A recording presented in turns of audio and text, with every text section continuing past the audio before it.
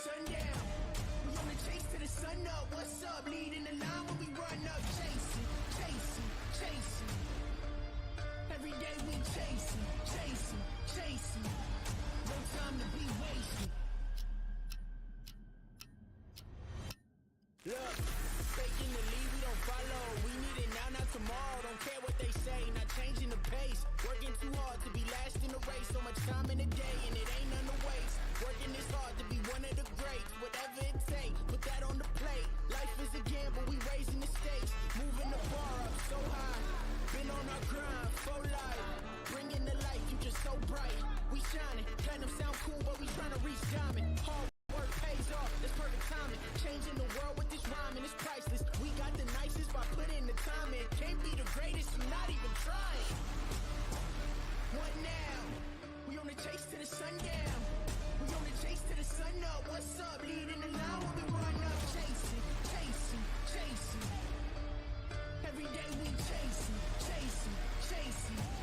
No time to be wasted. What now? We on the chase to the sun up. What's up? Leading the line when we run up. What now? We on the chase to the sun up. What's up? Leading the line when we run up. Hello? Man, I lost track of time. I apologize, Mama. Go ahead and eat without me. I'm still on the grind. I ain't touching home base by dinner time. All I can see is the finish line. Started, I gotta finish mine. It's get it time, anytime, hella long. I've been in line, I didn't mind at all. Wake and bake won't take a break at all. That's on my word, my boss. Naming lights gon' have to pay me twice or pay me no mind, and I don't mind at all. My grind is grit, I am my job to inspire. I'm right behind, go to a line that's been fired by a chain for a time. I ain't get hired, second wind kicked in, I probably won't get tired. Kevin Gates or Kevin Bacon, only 6 degrees of separation between me and the next level of elevation. Perseverance, the art of dedication. What now? We on the chase to the sundown. We on the chase to the sun up. What's up? Leading the line when we run up. Chasing, chasing, chasing. Every day we chasing, chasing, chasing. No time to be wasted.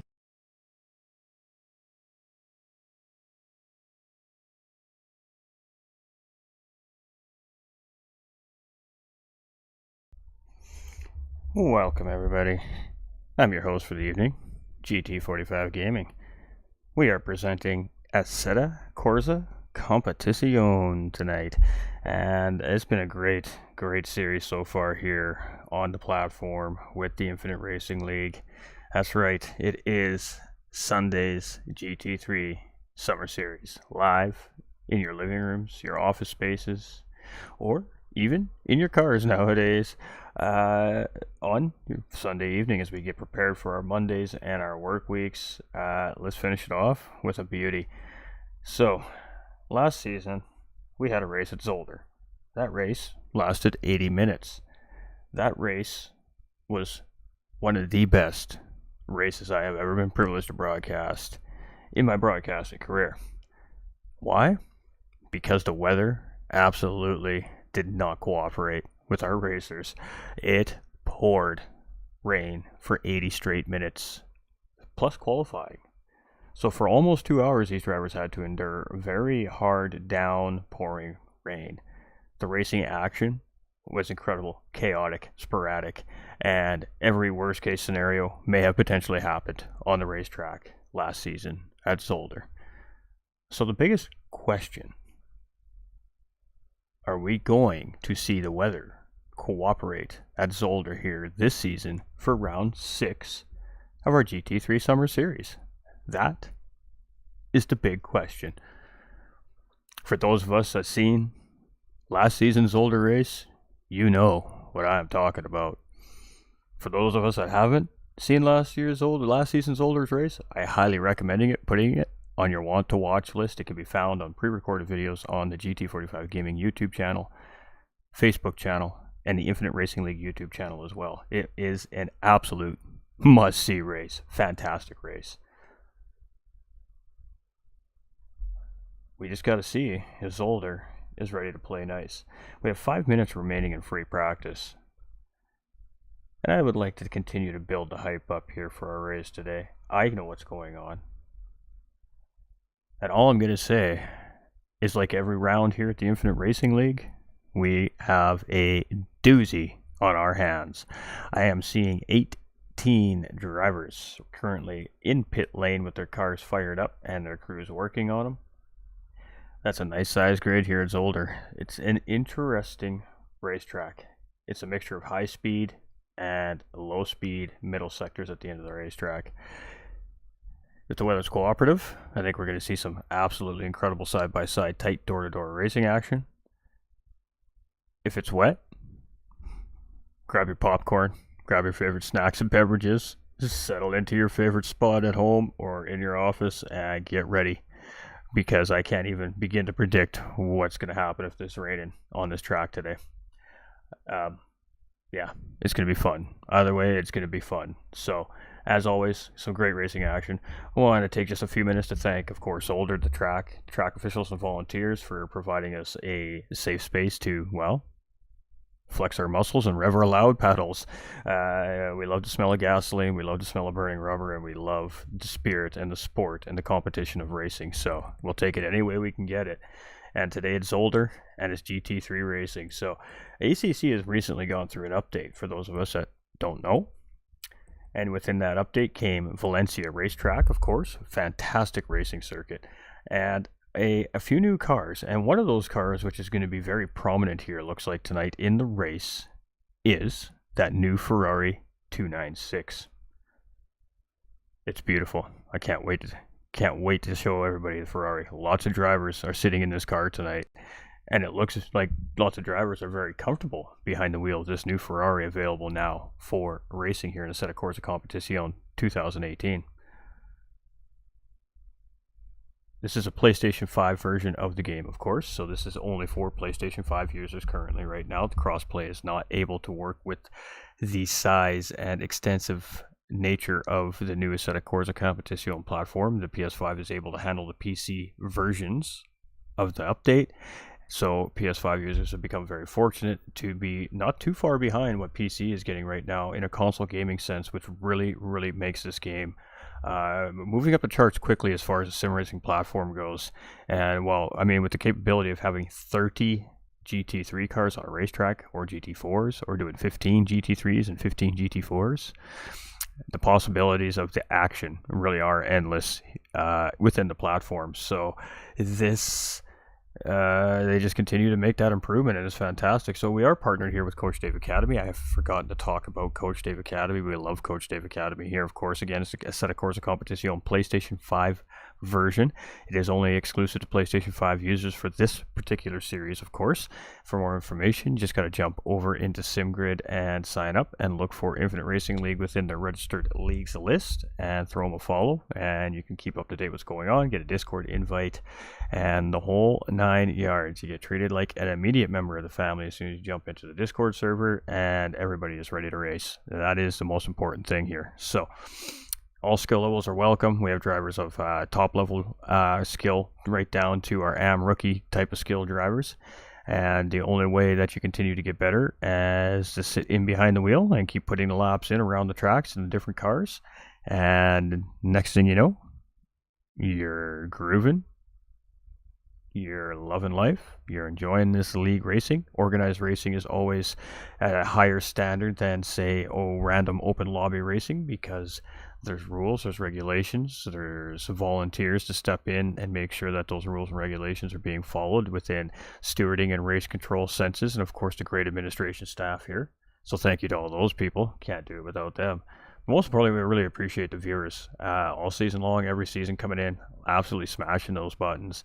And with that being said, don't forget to like and share the stream out. It's free to do no matter what platform it is that you're viewing from here today. All that does is help us grow. And hey, if it's free, why not throw a little love our way? We appreciate it. And if you really want to throw an extra level of support, hit that follow or the subscribe button today. Turn on all those live notifications. Never ever again will you miss any live racing action from the Infinite Racing League and GT45 Gaming. We appreciate all the support, and hey, it's all free. That's the biggest thing. Not much in life is free, but this one is. We appreciate y'all. So Drivers are settling and free practice is over. We are about to do the big reveal. So once race control clears the racetrack and clears the drivers good to go, the drivers will get ready for qualifying. Will be, I believe it's a 15 or 20 minute qualifier. Off the top of my head, can't really say. Let's go take a look. Let's find our beautiful information sheet here.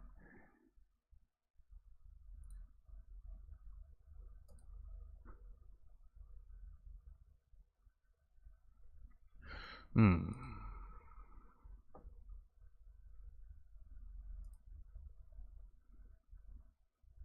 15-minute qualifying run here today, and it's going to be a 70-minute race here as well.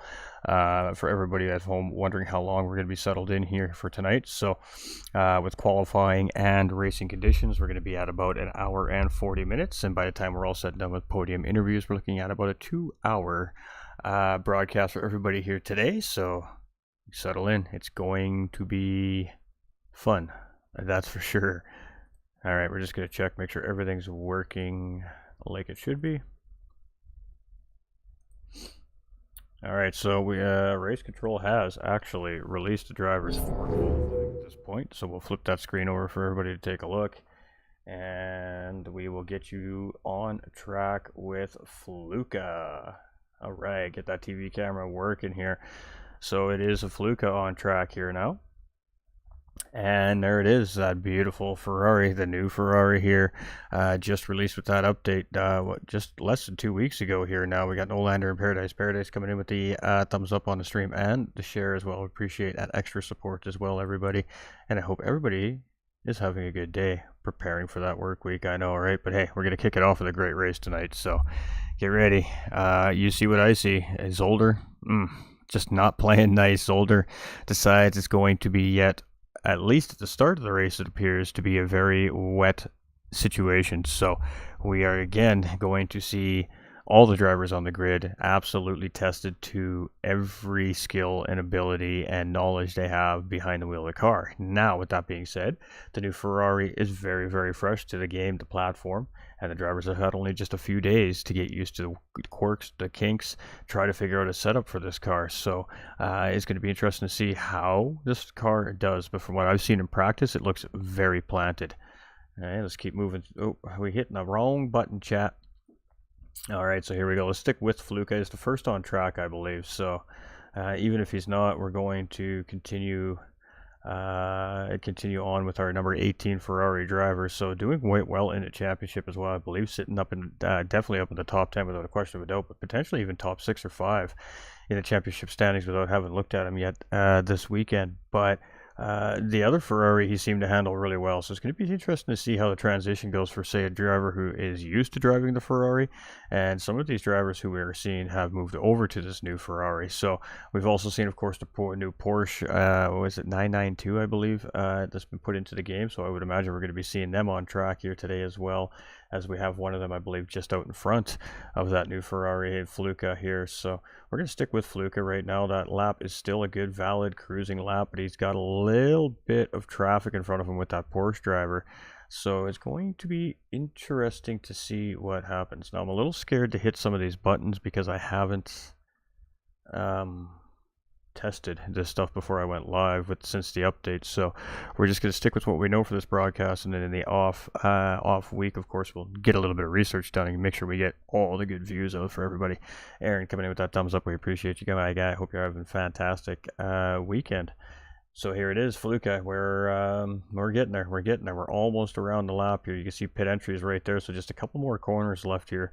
It's such a tricky racetrack. It's a lot of fun, though. It really, really is. But in the rain, well, I can't even begin to speculate. I haven't done a lot of rain driving in Assetto Corsa, but it's a 137. So it's good enough for second place right now in the field. So let's go down to the 9th place driver and another Ferrari with, we're going to call him Sensei. We'll just call him Sensei here. It looks like a new driver into the series here. He's got a very classic looking livery on that race car as well for everybody here.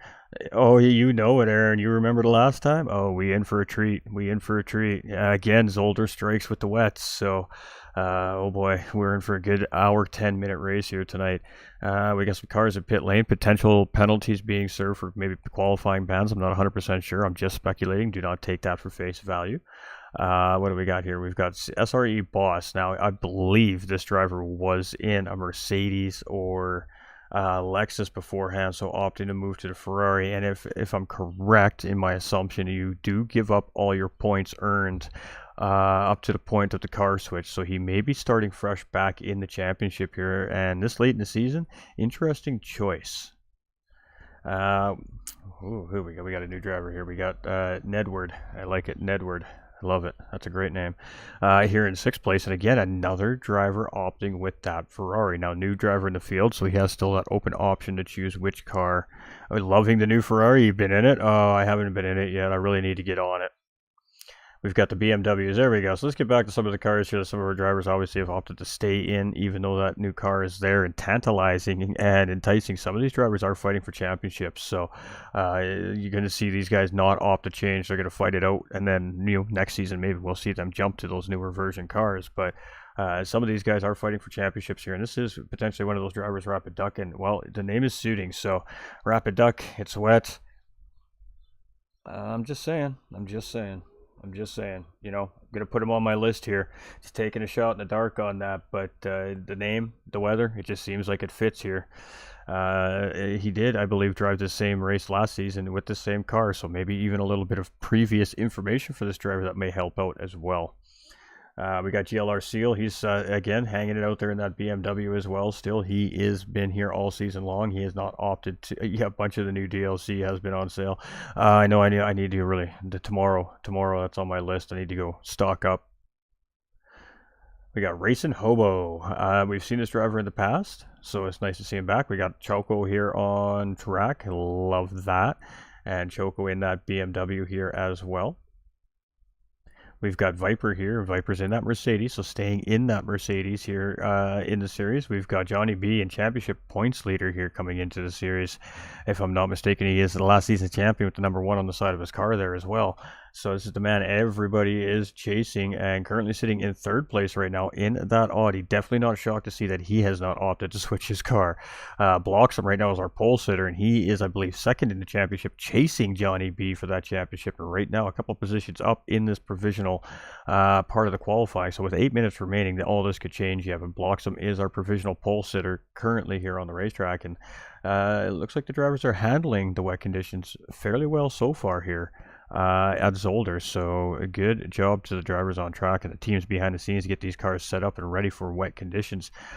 We've got H. Josh here as well, again opting to stick with his car as well this season. Adrenal Luke in the Lamborghini, and has missed a couple of races this season. Camera guy is totally sleeping right there. Hello. Hey, there we go. There's Adrena, and in 7th position here, and again with that Lamborghini. So loving on the Lamborghinis here. We love to see him too. One of my favorite cars as well as a commentator, so I love seeing these Lamborghinis on the track. We've got JDR. He's again in the Lamborghini. He's also another one of those Lamborghini drivers, and he's pulled out a beautiful white and blue schemed livery with, what is that, a little bit of red tinting. So looking pretty snazzy here in the rain. Should be easy to see for the drivers as well. There we go. Porsche driver. Here we go. Penciling Mad. Yes, very interesting name. We'll call him Penciling Mad. I'm totally down with that. But he is in that Porsche. The big question is it the new Porsche? It does look like the new Porsche, judging from the front and the side skirting and rear. It is most certainly looking like that new Porsche. So we're going to see how that thing handles here today as well. We've got Arcano Marcio here, and he looks like he may have also opted to jump into the new version. Possibly. They will correct me if I'm wrong, I assure you of that.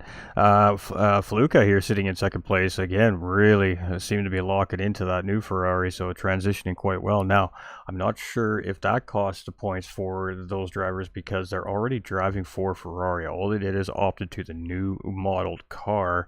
We'll have to get some clarification from administration staff in between the seasons, and we'll elaborate more in round 7 when we bring round 7 live to everybody. So we'll definitely dig into that, get some information for everybody a little deeper. We'll do some commentator digging and get the goods, and let you all in on what's going on. Yes, sir. All right, but these Ferraris, they look beautiful, don't they? I can't just help but stop staring at them myself right now. They are absolute beautiful cars. They kind of look like a Lamborghini from the front, but man, they are all Ferrari in the back, boy. They mean some business. Cletus here, and he is... There we go. Where is Cletus? No, he has opted to go to Ferrari as well. Driver that's doing quite well in a championship standing. So maybe they aren't taking points away for the car switch right now. I'm not sure. Also, new Porsche has auxiliary lights in the headlight too that you can customize. Oh, sweet. I love that. We love new cars. We love new cars. We love updated cars, and we love real versions of racetracks. So Assetto Corsa, mine is having a few issues upon release of the update, but it seems like they've patched that all in now. It looks like they've done a great job again. Swinging for the fences here right now is the console edition of ACC, and boy, they're doing a great job. They really are providing us with some great stuff to organize events and just race and have fun with. That's for sure. Ferrari field today, without a question of a doubt. Lots of people really showing love to that new car, so not surprised to see it. Let's see if Ferrari's dominant or if the usual suspects still assert their pace and dominance over the field. I mean, only time's going to tell. Rain racing, when you bunch these guys all up, they got cold tires, I mean, look at how that little bit of wiggle right there in the BMW under throttle from rapid duck there, man, and then that car just a little hydroplane there. It's a matter of millimeters of movement before you've gone too far and you lose control of that car. So I mean, you know, driving on the edge right now in this BMW is for number 48 rapid duck. So, you can see it right there again, just catching a little puddle there, and it's just again losing a little bit of traction to the road surface there, and just sliding the car out. I mean, that can go wrong so quickly, but he is definitely on it here. He has put some time in these rainy conditions, a big hop out of that curb, and we've seen that exit of that chicane several times in last season's rain race. Really wreck some racers' days, so drivers are really going to have to be conscious of curbing under these wet conditions. Those painted surfaces on a warm sunny day are slippery. Add some rainy conditions to that, and we have just a big potential mess of no traction, and that's not good when the racing surface is wet. So Rapid Duck looking good here. GLR Seal in 12th place. We're going to keep going through the field. We still have 3 minutes remaining in qualifying. Right at the top of the screen there, you can see that little timer counting down. That lets us know how much time we have left. For those that are unsure where we're getting that information from, we have Racing Hobo here in 18th position. He hasn't come out and qualified yet, so I'm not sure what that's about. Going to start at the back of the pack potentially by choice maybe as well. Viper here is in 11th place in the Mercedes. Johnny B's down into 4th place here, so losing a position here in qualifying, and to which driver that is we're unsure, but Bloxham still sitting in. Look at that, just the slightest tap right there into the wall from our provisional pole sitter, and keeping the car out of severe damage right before the race, and he is going to park it. That is it. No need to wreck the race car. It is right now the fastest car on the track. Haven't messed with setups in the rain yet. For sure be super interesting. Well, that's the beautiful thing. At least you have base setups you can just go play around with. So at least it gives you an idea anyways. We got H. Josh there. I believe that was 9th place as he crossed the line. Adrena is in 8th place and going to call it quits here in qualifying as well. Again, we're getting down to the nitty gritties here. 2 minutes remaining. What are we seeing for laps? About a minute and a half, minute 40 laps. So we'll see a couple more laps from some of the drivers that are near the start finish line. One more from the drivers that aren't. And we'll have to see where everybody is when the dust settles. So everybody's just, that does look like new Lamborghini, doesn't it? It really does. It's hard to tell at the back end, but it looks different to me. It's been a couple of weeks, so I could just be seeing things here as well from the booth. It's a little tough to tell, but we definitely know the Ferraris and the Porsches are beautiful and new and loving. Penciling Mad, number 444 here as well, again in that Porsche. Carno Marcio there, we go, returning driver, has been here all season. Consistent driver, usually ends up in the top 10, literally just doing his thing. He doesn't push unnecessarily, drives very patiently, just tries to keep the car out of trouble, and it's paid off for him all season. He's had a solid season. We got Fluka here in 3rd place. Fluka is just rocking out in style here. So that is who dropped Johnny B down a spot here, was the Ferrari driver, Fluka, and driver's been showing some great pace here as the season has been progressing. See if he can repeat his podium here this week. We've got Sensei here in 2nd place. Boy, the Ferrari is really starting to show its strength, especially in the wet conditions here around Zolder. There's many of them up in the top 10. We got Pixel of Chaos. Love that name. In a Ferrari here as well. I don't think we've seen this driver on track here yet in the Infinite Racing League series, so it's going to be interesting to see what he brings to the table as well. The Lambo Evo 2 look the same light-wise, but it has a fin leading to the rear spoiler. Gotcha. Gotcha.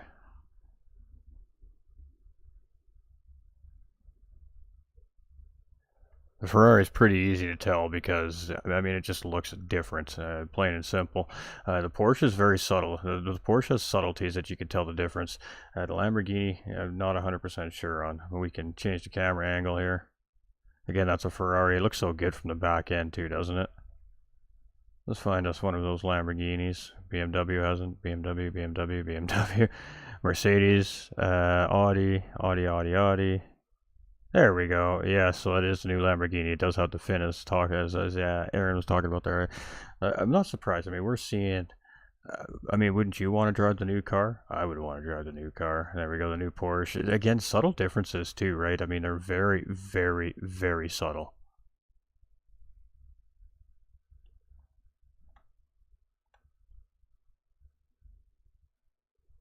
You can see guys getting set up in the car. When you see the cars bouncing in a set of Corsa Competizione, ladies and gentlemen, for those of you that aren't sure, that's the drivers putting a setup or changing their tune and re-putting that tune into their race car. So essentially, it's like the mechanics are putting a tune into that car and bottled that. So he's just going to pull it off and call it quits right there. He's in a spot on the track where he's not going to affect anybody who may be still on a hot lap there. So good call there by that driver. Oops, I keep hitting the wrong button.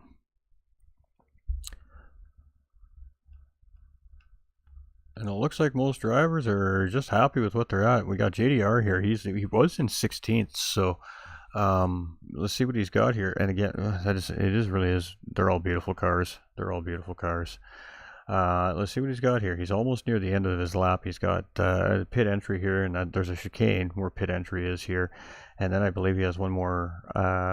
Nope, that will be the start-finish line after the chicane here. I had to think about that for a second.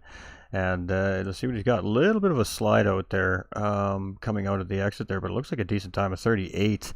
And it's going to keep him in 13th position here. So unfortunately for JDR, it wasn't an improvement, but still nice, good, solid lap there from this driver. So it is going to be MX Bloxham in pole position. It's going to be Sensei in second place. It's going to be Fluka in third with Johnny B in fourth. It's going to be Cletus in fifth place now in the Ferrari. Rapid Duck in sixth. It's going to be Pixel of Chaos in seventh place. Adrena in the Lamborghini will be in eighth place. We've got SRE Boss in ninth and H. Josh rounding out our top 10. Most of these drivers are returning seasonal drivers. Some of them are new. Viper here in the Mercedes in 11th. We've got GLR Seal in 12th. We've got JDR in 13th. We've got Arcano Marcio in 14th. We've got Penciling Mad in 15th. We've got Nedward in 16th.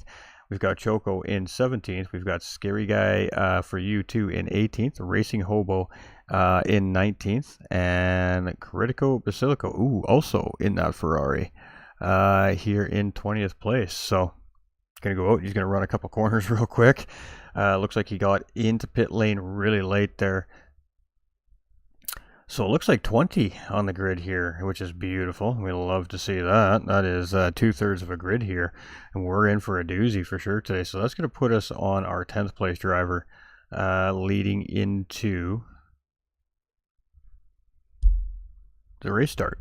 So what we're going to see, I believe, I may be corrected, we'll notice real quickly if the driver's set up in the chicane or near the chicane at the end of the lap, then we know it's just going to be a quick run through the first couple corners and it's going to be a rolling start, basically style race start here. We've seen that last week in the sprint races at Spa, or 2 weeks ago, pardon me, at Spa. So what are we going to see this weekend? We could see that, or we might see the formation lap here. Now, due to the rainy conditions, race control may opt to go with a full formation lap here just to assess the condition of the track before they release the drivers. Again, the driver's safety is always of the utmost importance. We don't have any sound from the stream yet. There you guys go. I apologize. Qualifying must have been pretty quiet there. Alright, we got everything kicking now. You can hear the rain. You can hear all the sounds. My apologies, ladies and gentlemen. We're such a noob sometimes. It happens.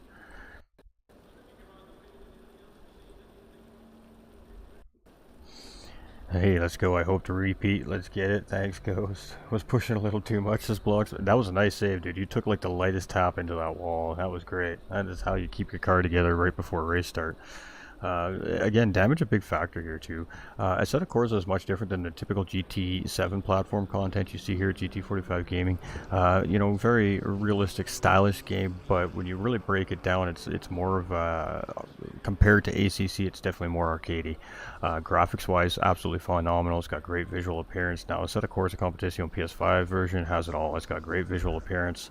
It has huge car grids. It's got racing tracks, updated cars, and the racing physics are really, really, really top notch for the most part. So it is a great platform to be sim racing on if you're a sim racer. Not that I'm throwing shade on all those other platforms around us that we work with. We love all the sim racing platforms because at the end of the day, we just love to race. And any way we can get that on the screen for everybody to watch and check it all out to all the platforms, that much better for everybody else at home that's race fans, and that's the important thing. So we really enjoy our Sunday series here, though, with our Infinite Racing League. It has always been some great racing, and we're seeing much of the same thing. I'm sure here. It looks like one driver has pulled the car off the grid here, so we're down to 19 drivers. So I'm not sure what's happened there, but we're still going to have a great race. It's irrelevant. Maybe tech failure, maybe a mechanical malfunction right when they were lining up on the grid, anything. I mean, it's a race car. They have parts that break, they got wear and tear. Maybe the crew just missed something, maybe the rain is affecting something, you know, the car just didn't want to work or correct itself. It's hard to say, but we'll have to wait and see.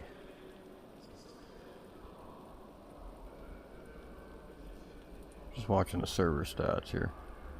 There's some weird things, weird things going on.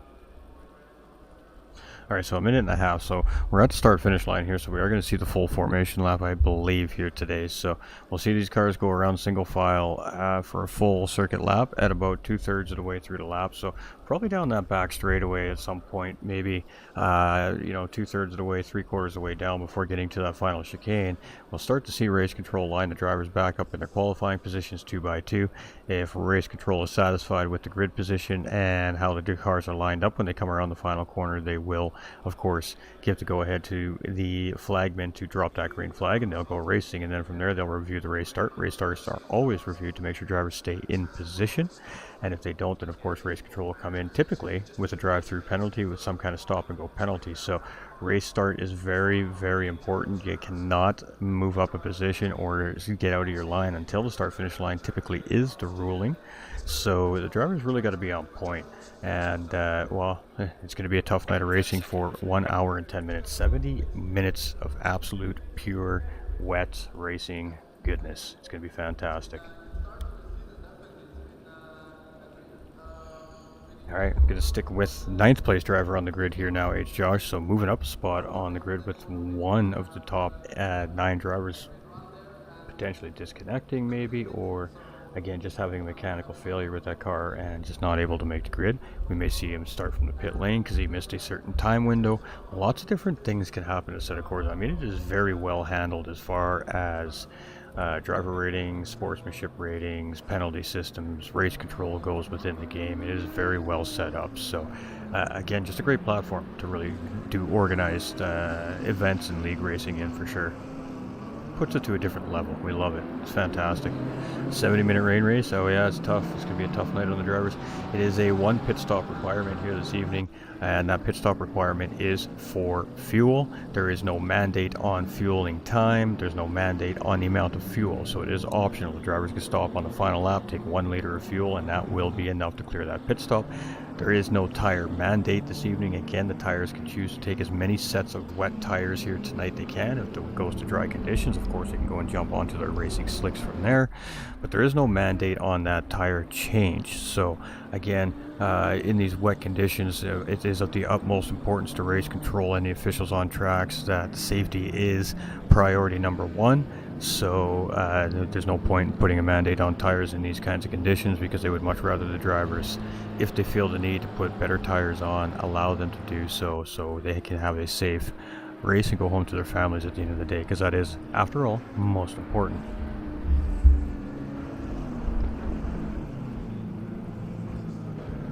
So here we go. Just nice, good controlled pace here by race control. Everybody's relatively within the same amount of distance from each other. We're going to see a little bit of side-to-side swing.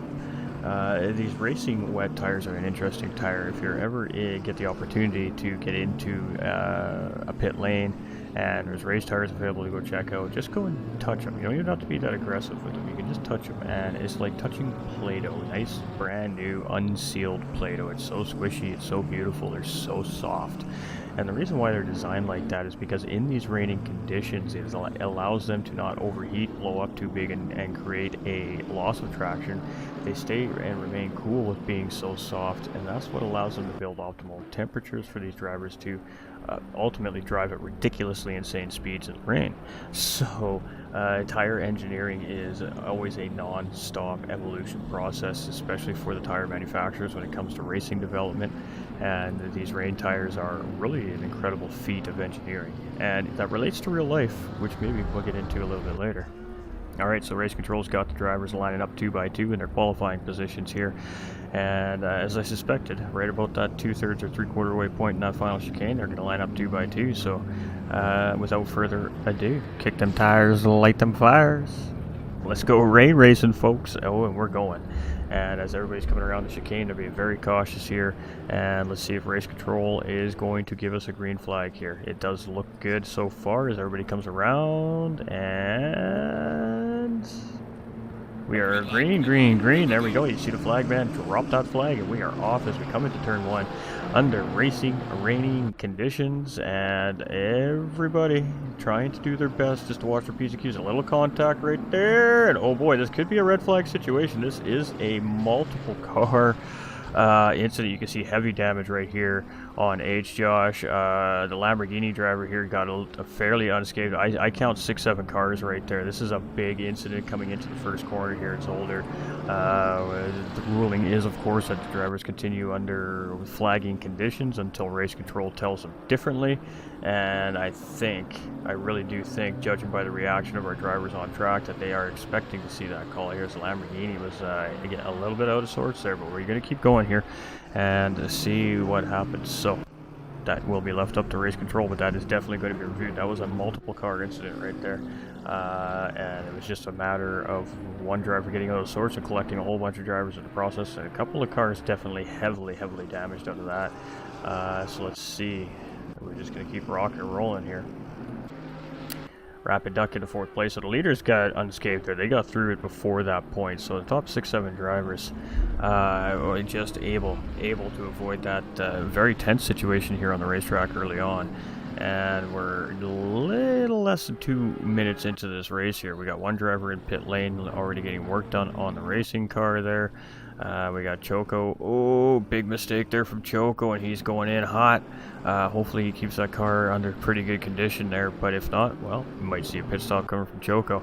Rapid Duck here, well, Johnny B, pardon me, sorry. Camera crew is just showing the wrong car there in 5th place. So this is our championship leader currently here coming into round 6. He's sitting in 5th. Ooh, well, a freebie right there is the Ferrari of Pixel of Chaos.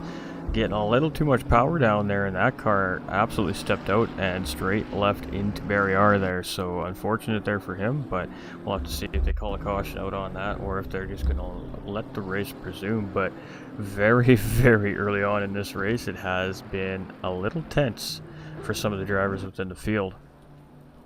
Pole sitter is holding on to that lead, but Cletus is right there in 2nd place and charging right on the rear wing, basically.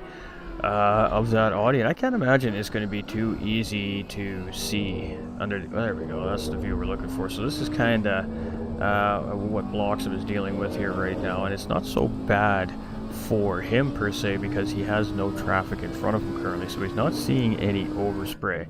Let's get into it. Oh boy, and there we go. As we get onto Adrenaline, maybe helped by contact there. As we've seen a Ferrari come through very close in behind. There we go.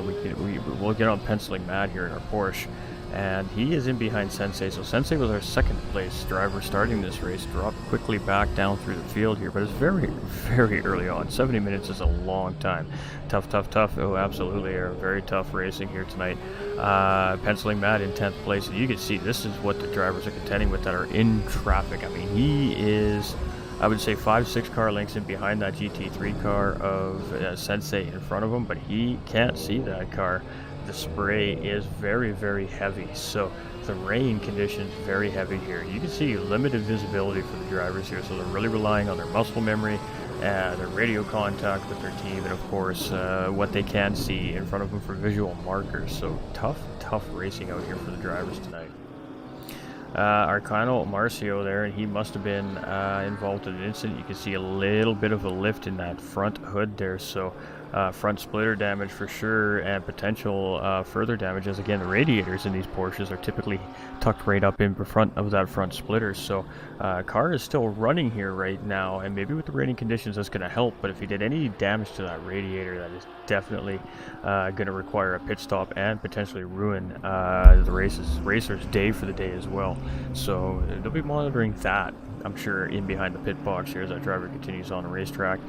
Fluke is here up at the 4th place. He was looking good in qualifying. He's been looking solid all season long. Transition from the Ferrari 488 now into the Ferrari 296 version here. This is the newest model of Ferrari, of course, in GT3 racing currently, in real life as well. We got Ferrari on top of BMW here. There we go. Sensei and Racing Hobo in a spirited battle here, and a nice, good, quick pass by Sensei. So very decisive right there. He knew where he wanted to do it. He just sent it in there. Great racing respect by Racing Hobo as well, and bada bing, bada boom, a position made there from Sensei. So great pass right there. And just because it's raining doesn't mean that the racing can't be fantastic. It's just racing definitely enhances the difficulty factor on the racetrack for all the drivers involved. Alright, we got a driver making a pit stop. Pixel Chaos, he's coming in. This is one of the drivers that we've seen, he's coming out, after repairs. One of the drivers we've seen just getting a little too early on the throttle and getting that car a little bit out of sorts, and it looked like he made contact with the wall. So, tough start for him, but I mean, still an hour, 4 minutes remaining. He's got plenty of time to make time up here. Let's see what he can do. Cletus in 2nd place, started off really high up in the grid, having a great race for himself here so far, tucked right up in behind pole sitter MX Bloxham, who right now has a little bit of position in hand on championship points leader Johnny B, and it is pretty close in the points between those two. So these positions, the difference in the amount of positions between the two drivers are vitally important, and I'm sure it's playing in the mind of both these drivers here this weekend as well. SRE boss here in 15th. Nothing really doing here. May have been one of those cars collected up in that initial incident. We got Nedward in the Ferrari. Ooh, some heavy damage on that right side of that car. So not sure how that's going to relate to aerodynamic function and his tune. You could have knocked his toe, his camber, a lot of things out. It's very easy to do in these race cars. They're very sensitive parts.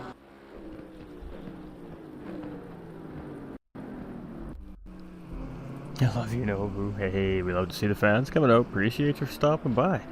We've got Critico Basilico here, so he didn't qualify. He started dead last on the grid here, I believe. And currently he's sitting in 6th place, so quickly have moved up the field. Now, we know this driver is quick as well, but he is in a different car here tonight, so it's going to be interesting to see how he handles that adjustment as he comes around the racetrack as well. We got Rapid Duck. He's all the way up into 3rd place now, so slowly but surely moving his way up through the field in this BMW. And he is showing that these older, quote-unquote, cars still got what it takes to compete with these new Ferraris, Porsches, and Lamborghinis. Alright, so it's GLR Seal here in 18th position, and he has a gaggle of cars. He's got Choco tucked right in behind. Now, Choco's actually a position ahead of GLR Seal, so this is for a lap down, I believe. So blue flag being waved by her flag officials there, as we've seen. And at some point, this move or pass or change of position will happen if Choco catches up to Seal. If Seal can maintain the pace, he does not necessarily need to give that position up to Choco. But if Choco starts to reel him in at the next safest spot, obviously it will be expected that that driver gives up that position. And it's going to suck because he does have, I believe, the leader. And Cletus in behind here, 2nd place driver. So Bloxham and Cletus are coming up on these guys here as well. You can see Bloxham and Cletus have just gotten around Choco there, so Choco immediately realizing that those were the leaders in behind him. Great racing awareness right there, and immediately it got out of the way. And it will be much of the same thing here for GLR Seal. I think as the leaders come around, a little big slide there in the BMW as he comes around the corner right there, and the water wreaks havoc. You never know where the pooling is going to happen necessarily from one lap to the other. Some of the traffic is going to dry out certain spots of the track. Essentially, you develop a wet racing line, and it's hard to see, but it's definitely there. So yeah, lots of things can happen. There's just so many X factors in rain racing. But GLRCL is doing a pretty good job here. He is cruising along here and seems to have pace. So just caught up in that initial incident there, and the blocks him slowly but surely, definitely reeling him in. And he's opened up a little bit on the second place driver, Cletus, as well. Racing Hobo in 11th place, so he's been dropping down the field place by place slowly but surely here. But I mean, maybe sticking to a plan, maybe has a strategy. We don't know what's going on in behind the scenes here with our number 59 BMW driver, but it looked like the Ferrari right there had a little bit of a wiggle in front of him there, so that might be a little bit of a plus, as he may be able to gain a little time on that car. So it seems like the drivers have settled in now. We had a little bit of fuss and muss in the first lap there. We got what looks to be Cletus off the racetrack right there, and it is Cletus, so down to 5th place from 2nd place. Missed a braking point, a little bit of dirty air, couldn't see his braking point, but a mistake definitely made by the Ferrari driver. Oh, and the Choco going deep into the mud, back onto the track. Drivers are going to have to be aware of that spot. It might be a little slippery as they come around the final corner there, and they're trying to get on the power to get up that straightaway. Again, just so many unknown factors in rain racing. The sand, the slow down sand in these racetracks when it's raining, it gets very mucky, it gets very thick, it gets very just gross, and if you track that onto the racetrack, it does in a sense create a slippery spot on the racing surface because it's not an asphalt surface. You have to break that traction through that gritty, slimy sand to get to that road surface, and that is just enough to upset one of these GT3 race cars at these speeds and really give them a bad day. So drivers always got to be 110% focused in wet conditions. You can't have a lapse for even a split second. Our pole sitter here starting to reel in GLRCL, so he definitely has a little more pace than Seal, but it's not a heavy pace difference. So it's going to be interesting to see what Seal can do here now. I believe that pit stop is cleared as well. H. Josh, 19th place driver here, he's sitting in pit lane right now. His stop cleared. Adrena Luke is in 12th. Now we've seen a little bit of an issue from Adrena here early on in the race as well. Incident self-induced. A part of that initial first lap incident, actually, just a little tap in the rear quarter panel of a car, and chaos ensued. I believe it was 6 or 7 cars involved in that incident there, but everybody's back at it here. So great job to the pit crews to get these cars back out racing here again. JDR's in 16th position, 3 positions back from where he started. Penciling Mad is right where he started, just chilling, doing his thing, man.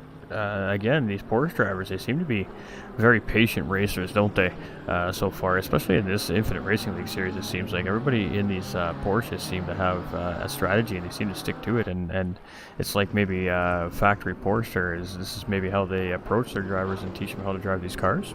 Hard to say, but it seems like everybody behind the wheel of Porsche just really maintains a nice, good, patient, consistent pace, tries not to make too many mistakes, and it has worked out quite well for them in this series. So maybe there's something to it. Hey, maybe we're onto something there. We have Fluka now up into the podium here. So sitting in 3rd place, I believe, coming off a podium finish here last week as well.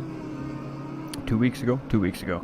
So trying to repeat that here. So again, just continuing to improve on the pace, especially in this Ferrari. Again, having to adjust to the new Ferrari, but has been proven to be very worthy in the old Ferrari as well. So has adjusted quickly and really starting to put, mistake there by Johnny B in behind Fluka there, and he's going to come out of the soupy grass and sand there, and he's going to have some dirty tires in wet conditions. The irony in that statement as he comes around the next couple corners. So it's going to be a little slippery over these next couple sections for Johnny B. He's going to have to take it a little bit gingerly just to make sure that he keeps that car underneath of him. Sensei is in 8th place. It seems like having a little bit of a hard time to gain traction on the drivers up in front. He has Viper up ahead. 2-second gap between these two drivers, and it seems like he's just slowly but surely reeling them in, but very, very potentially equal pace drivers here. But again, that was our 2nd place qualifying driver here today as well, keeping in mind, so it is entirely hard to say. Qualifying pace is different than race pace. We say it quite a bit here on our broadcasts. because we see it quite a bit. Some drivers qualify super well because they're good at hot lapping, but race pace is a different ball game, might be their weaker point, and some drivers just don't qualify well but race extremely well, you know, and some drivers are just good at both. You know, it's just the way it is. And then you have everybody else that's still learning. You know, they make their mistakes, but that's okay. You don't learn if you don't make the mistakes, and that's the best part about it. It's okay to make mistakes. We are sim racing, so we're not wrecking real race cars, and we're not really putting our lives in danger. We just portray it that way to keep the real factor in it and keep the excitement in for the viewers at home. So, you know, it's just how we roll. It's just how we roll. Edward in pit lane. What do we got? Critical Basilicos sitting in 6th place here still currently. Again, we know this is a very quick driver, but everybody is always a little leery in a sense of the rain. You know, it worries, it concerns drivers. It's a different atmosphere, it's a different feeling. We got Bo coming in with the thumbs up as well. You gotta keep nice and cool. I mean, it's just a season. Yeah, it's just a season old. Facts. It is. Depends what series you watch. If we're talking about GT Fanatec World Series in real life, then yeah, it's definitely already a season old. If we're talking about IMSA, I mean the United States IMSA Championship for the GT3 cars have just brought the new Ferrari out on track just recently. So to some new, to some old, I guess, but it's still a great race car. Absolutely great race car. Absolutely great race car. Critical Basilico is the fastest driver on the racetrack right now too, as well as a 136.332. So definitely an impressive time around the racetrack here, and that looked like it was put down a while ago as well. So kudos to Critical as he's clearly gaining ground on the drivers out in front.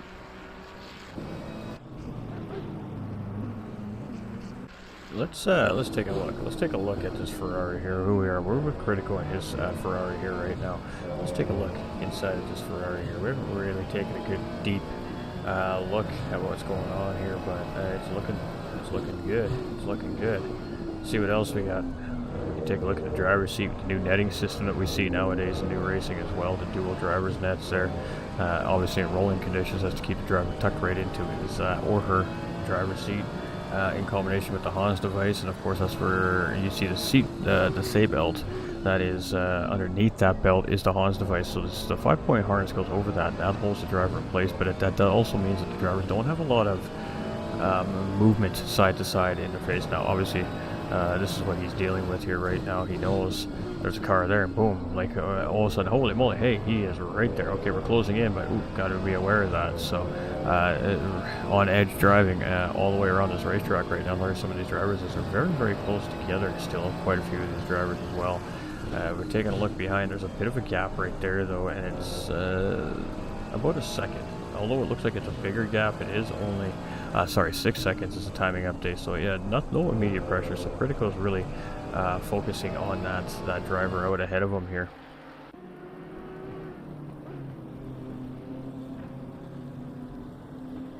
And it is Cletus, and it seems like he's closing in on Cletus here. Now, Cletus was obviously on pace with our pole sitter MX Blocks, and he was tucked right in behind him, right up until the point where he had an incident. He ended up off track, and that's what's put him down into 5th place here. So we know that Cletus has to pace, and we see Critical reeling him in. So maybe Cletus suffered some damage in that incident. It's hard to say. We have to wait to see and get a good look at that race car, but Rapid Duck now up into 2nd place, and he's got the 3rd place driver and 4th place driver and 5th place and 6th. He's got his hands full. Let's put it this way. Rapid Duck has his hands full. Bloxham has about a 7-second gap right now on the field. Bloxham has a cushion, a nice comfortable cushion, and that's perfect. So the Corvette comes, yeah, that'd be fantastic, wouldn't it, Aaron? I'm all for the Corvette too, 100p. That'd be the first one I'd be looking at. Oh, baby.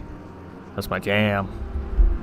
Alright, so Rapid Duck here, and you can see Fluke is right there. Fluke doesn't seem too interested in forcing anything right now with Cletus. Now, if we remember last season's race at Zolder, we watched the leaders battling for position take each other out on 2 separate occasions during the race. And on 2 other separate occasions, we've seen the leader wipe themselves out in their own incidents in the race. So 4 different times last season we've seen the leaders of the race have something crazy happen and end up wherever they ended up in the field and at the end of the race. So far tonight we've seen not that scenario, but it is still very, very early in this race. That scenario most certainly still in play. GLR Seal, 17th position here. Early pit stop from this driver. I think a driver that got collected up in that early incident there, but clearly has decent pace there. Racing Hobo here in 12th position is absolutely killing it here as well. Holding his own. Nice little bit of space, a little bit of breathing room. But when you make a little bit of errors like that, that breathing room quickly disappears. Choco here in 16th position. Choco's the one chasing Racing Hobo. So Racing Hobo has 2 positions on Choco. So Choco is a lap down to this driver currently right now is what that tells us.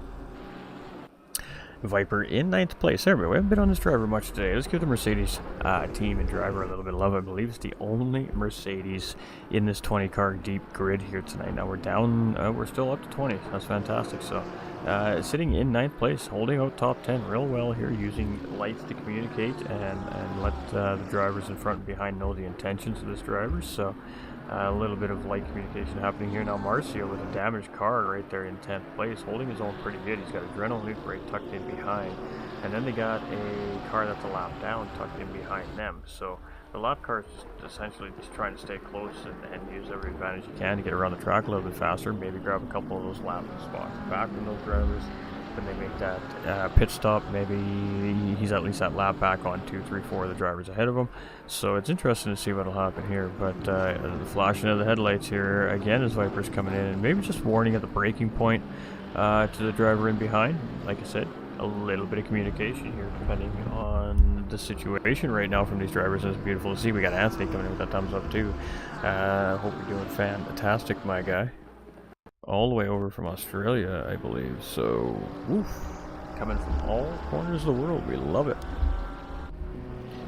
All right, let's see what's going down. We got Johnny B in 4th place. I mean, this is a great battle. I mean, in all honesty, from 2nd place down through 6th place, they are nose to tail in the rain around Zolder in brand new race cars. The majority of these guys, yeah, we can't make this up. This is great stuff, and it just goes to show of the pace of this particular group of drivers. Very equally paced racing here, and after, well, we're at 50 minutes in, so after 20 minutes of racing, we still have a very, very tightly packed group of cars here in the rain. These drivers are hooked up, they're locked in, they are here to race 100% tonight. So we're going to be keeping our eye on this little pack of drivers for sure.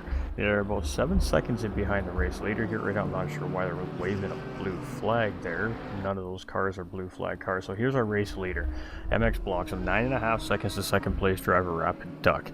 In between Rapid Duck and our race leader is a blue flag car, GLR Seal. Now, GLR Seal has proven to have pretty good race pace. Just got involved in an early incident, had to fix some damage, ended up falling in behind on the back foot type deal. Has the pace, could potentially make it difficult for 2nd place, 3rd place, 4th, 5th, and 6th place to get through that driver due to the pace being quite equal, and potentially could allow MX Bloxham to gain even more time on the field, the pack chasing him in behind. So right now, this driver is in control of his own destiny in the first half of this race.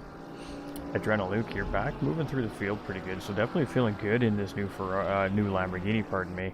But we did see one incident from this driver, and Chaos really closed up there. Pixel of Chaos gained a good chunk of time behind the Lamborghini and the Ferrari right there, and not able to make anything happen, but every little bit of time gained is obviously gets that adrenaline pumping, and it gets you moving, and all of a sudden you start to lock into that flow, that next rhythm, that next vibe, whatever the case may be on the racetrack. But it's all about momentum, it's all about confidence, it's all about rhythm, and when the drivers are locked in, that's what we're talking about. They're feeling all those things. You kind of get tunnel visioned in a sense, and it doesn't become hard, it becomes natural movements. Arcano and Adrenaluke both having to bail out there. Everybody got clustered up a little bit. That was a great job. Very unfortunate for these two racers. As we got a car coming up to speed here in that Ferrari, he's going to have to check up in behind. Great awareness right there. Adrena as well getting back on track. So both those drivers just checking up not to hit the driver in front in that little bit of a bottle up right there, and both these drivers just spun out while checking up not to make contact. So they've been 100% doing the right things there, and unfortunately costing them a little bit of time and position on the racetrack. But that was a really great job by both these drivers. That was a 5-deep group there, and not one driver actually got taken out with contact. So these drivers definitely showing some serious focus here tonight. Really great job by all the teams and the drivers. Unfortunate for the spin, but it's nonetheless still a great job by the drivers. Reactions are really key when behind the wheel of a race car, because anything can happen at moment's notice. So that was great work right there by everybody. Cody Bass coming in with the thumbs up. We got the share coming from Anthony. Appreciate extra support with the share there as well, Anthony. I hope everybody's enjoying this race. Zolder in the rain is always a beauty, and much more controlled race this season compared to last season. Lots of chaos still, but it seems like the drivers are settled in here tonight.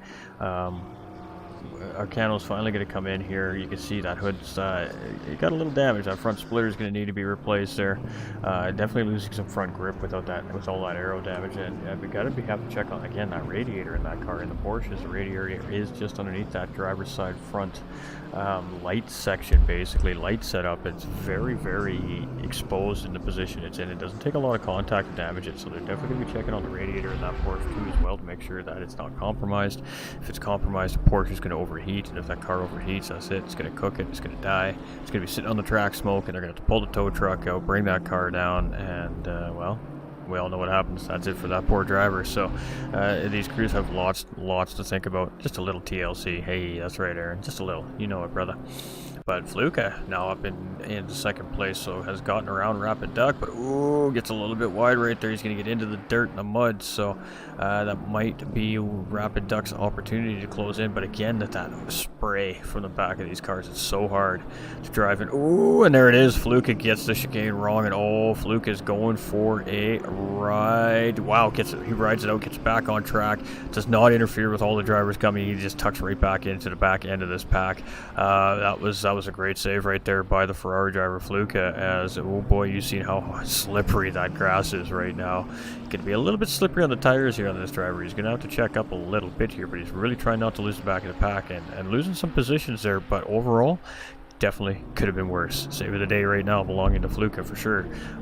Going from second to sixth place, unfortunately, and boy oh boy, it just got a little bit wide, and it all kind of fell apart in that sector there, and that's all it takes when you got pack racing like this. Where are we at here? 7th place Sensei. So oh wow, there we go. Oh boy, it's a little rear top on the wall, and this driver sideways, and it's kind of a blind corner right there. So let's see if we can get that car fired up and get it out of the way. He does, gets it in the grass, keeps it out of further contact, but he does have Adrenaline Luke coming at speed, realizes Adrena's there. Adrena gets a caution flag notification and gets around safely. So oh boy, Sensei there making just a little mistake under that throttle there, and boy, you can really see how these wet conditions can really affect these race cars at unexpected moments. Pixel of Chaos, 12th place. We see this driver have a little bit of trouble here in the early doings of the race. It looks like he's got that car all cleaned up, fixed up, and ready to go again here. And in 12th place, he's been sitting there for a while, so doing a pretty good job there. We got Cletus in 3rd place.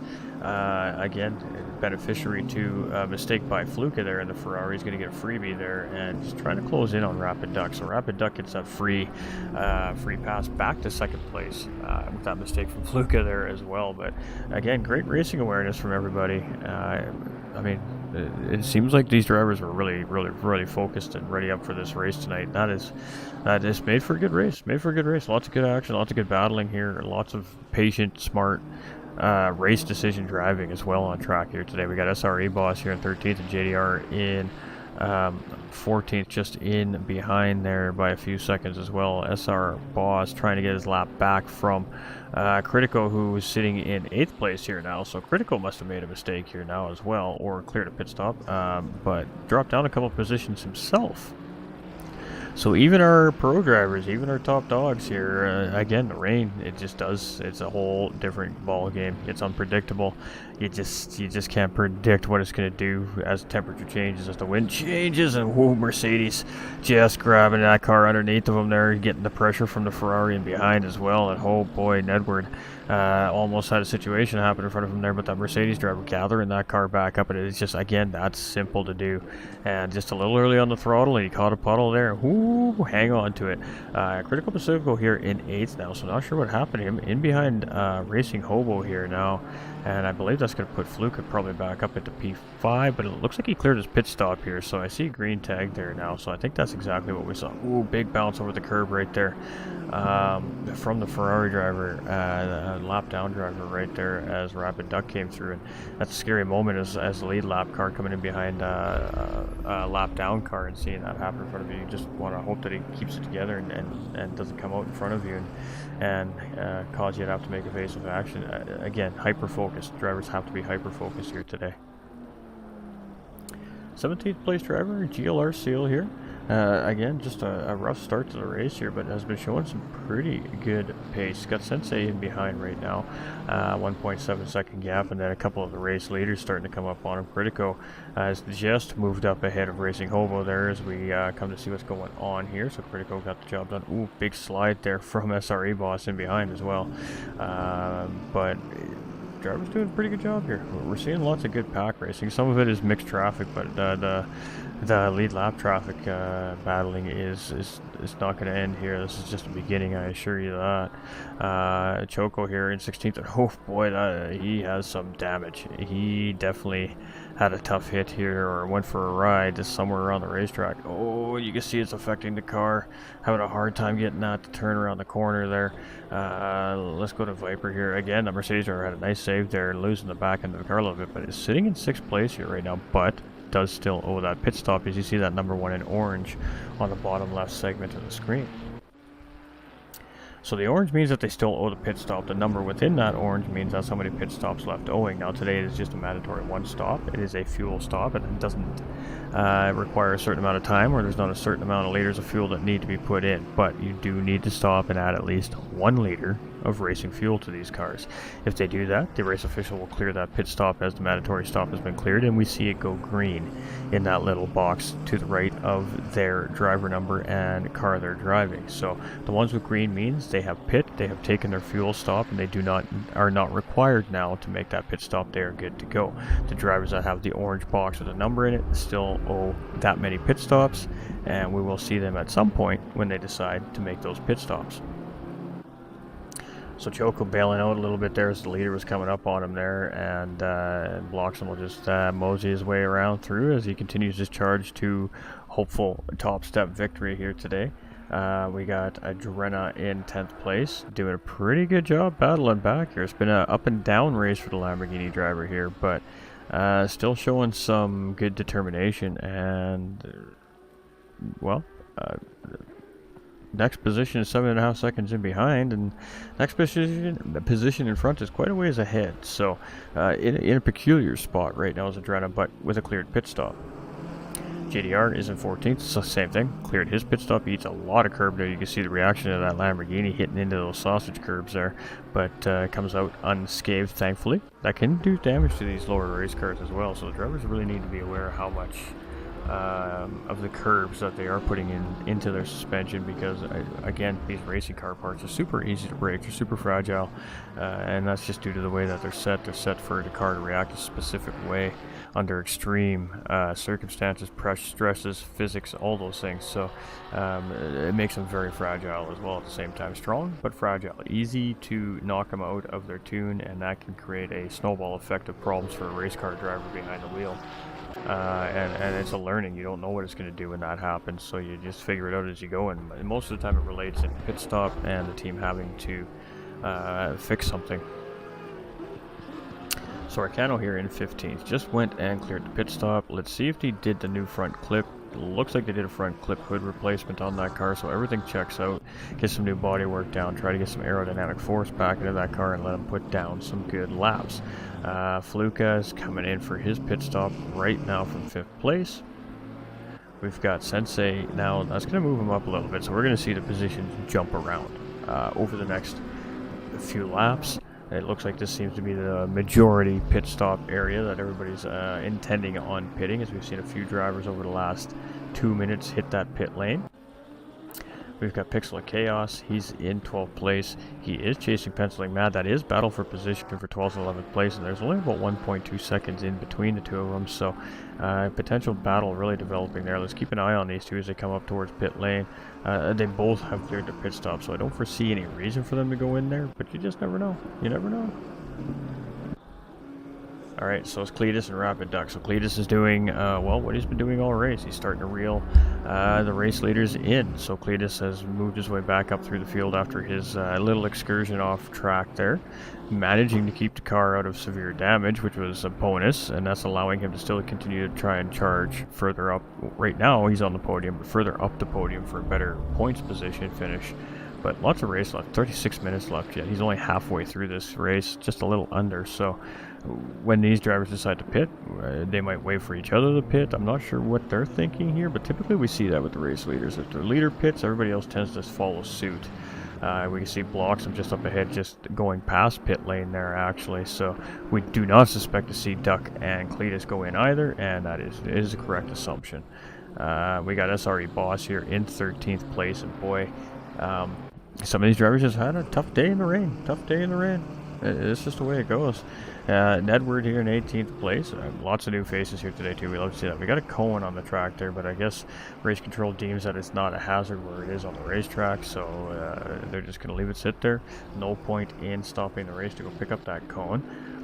We've got Critical here in 6th position. So 8th after the pit stop, back up into 6th after the drivers in front of pit. Viper still owes a pit, so they're still in position to gain there for Critico and Fluka, who's in 7th place, who's now cleared their stop as well. Rapid Duck, 2nd place, moving, grooving, cruising in that green BMW machine. I love it. That was great. But Cletus definitely hounding them. Go. Race control just came through right there with the halfway point of the race. Over our booth radio there, you guys just heard it just like I did. So a big curb cut there, and so far I haven't seen the heavy penalties come down from race control. Haven't seen the drive-throughs for track limits yet. Maybe race control is taking it a little bit easier on our racers due to these absolutely well, soggy racing conditions.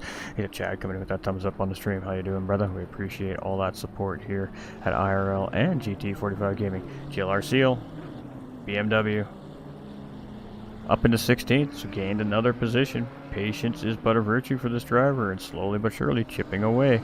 Racing Hobo in 7th place, and this driver just chilling. Again, you know, another one of those drivers. He's got a plan, he's got a strategy, completely sticking to that strategy, not worrying about the immediate pressure of the battles. If they get around, that's all right. You know what? I'm just going to let him go. Not going to cost any time, and see where he ends up at the end of the race. Right now, sitting currently in 7th place, doing a great job. The next positional car is quite a ways away from him, so a little bit of a gap. If JDR, for example, in that new Lamborghini Evo in behind, decides that he's going to put pressure to get his lap back, I mean, if I were racing Hobo, I'm just going to, you know what? Go for it, man. Take it. You got a little more pace than me right now. I'm chilling. I would just totally let him send it around and get that lap back and just not interfere with your race. Again, no immediate pressure for position in behind, but how aware of that is the driver? We don't know. Choco's in 17th position here, and he's still nursing that poor BMW around the racetrack. John coming in with the thumbs up. How you doing, my guy? Hope everybody's fantastic. Hello, GT45 and all. How you doing, my guy? Hope you're doing beautiful. All right, Viper in the Mercedes, the only Mercedes on track here today too as well. So the only one representing here for Mercedes today, and doing good. Got a top 10 sitting here right now in 9th. 10th place is Lamborghini driver Adrena, and 30 seconds in behind. So Viper has finally stopped, cleared that pit stop, given up 5th place, comes back out in 9th.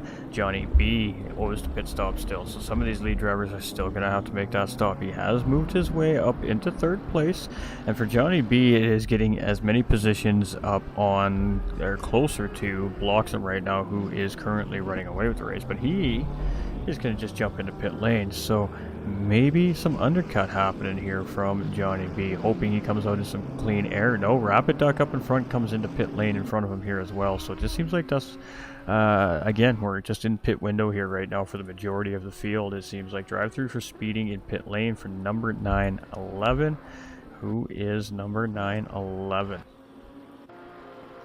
It is going to be Viper 0024, so 9th place Mercedes driver picking up a stop and go for speeding in pit lane penalty.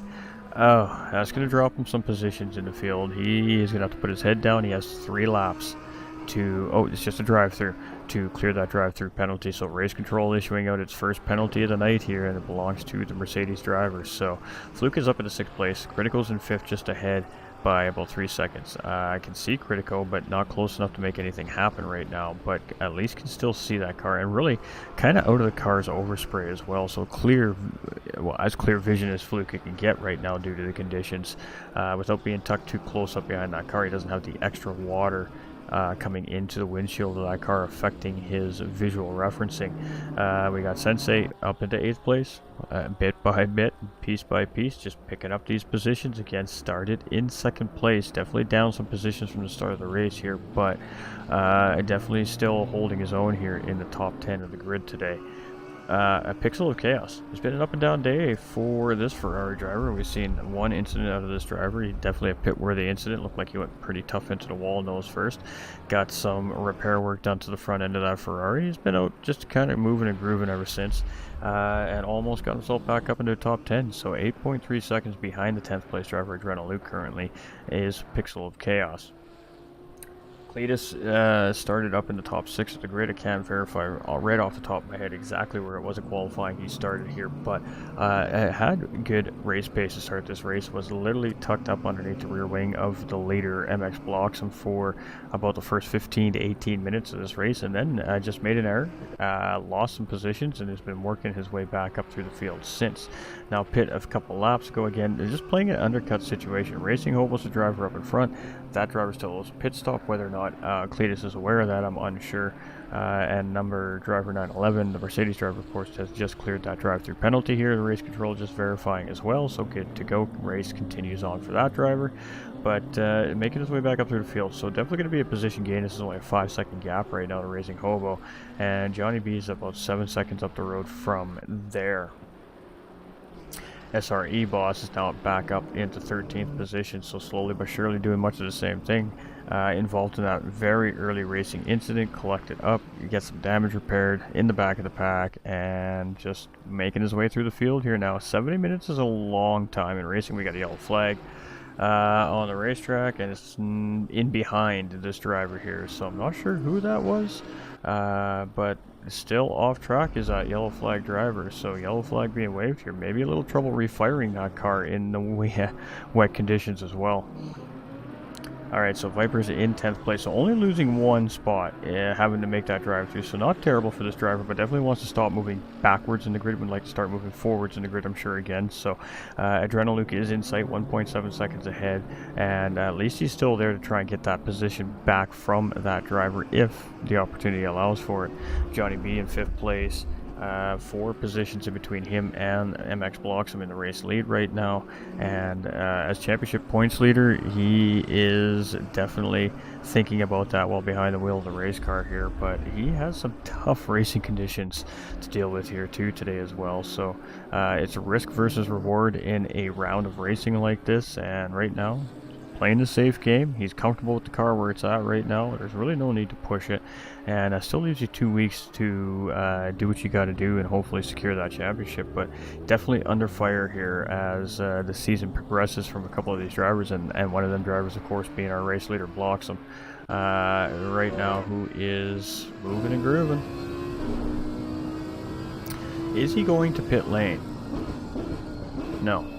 You can tell just by the way he's braking that he had no intentions of going to pit lane. If he was going to go into pit lane there, he would have went in there with a higher rate of speed. There's a line that you have to stop to a certain speed. Whatever pit lane speed is, typically around 30-35 miles an hour. Some tracks with bigger pit lanes, I think it's 50.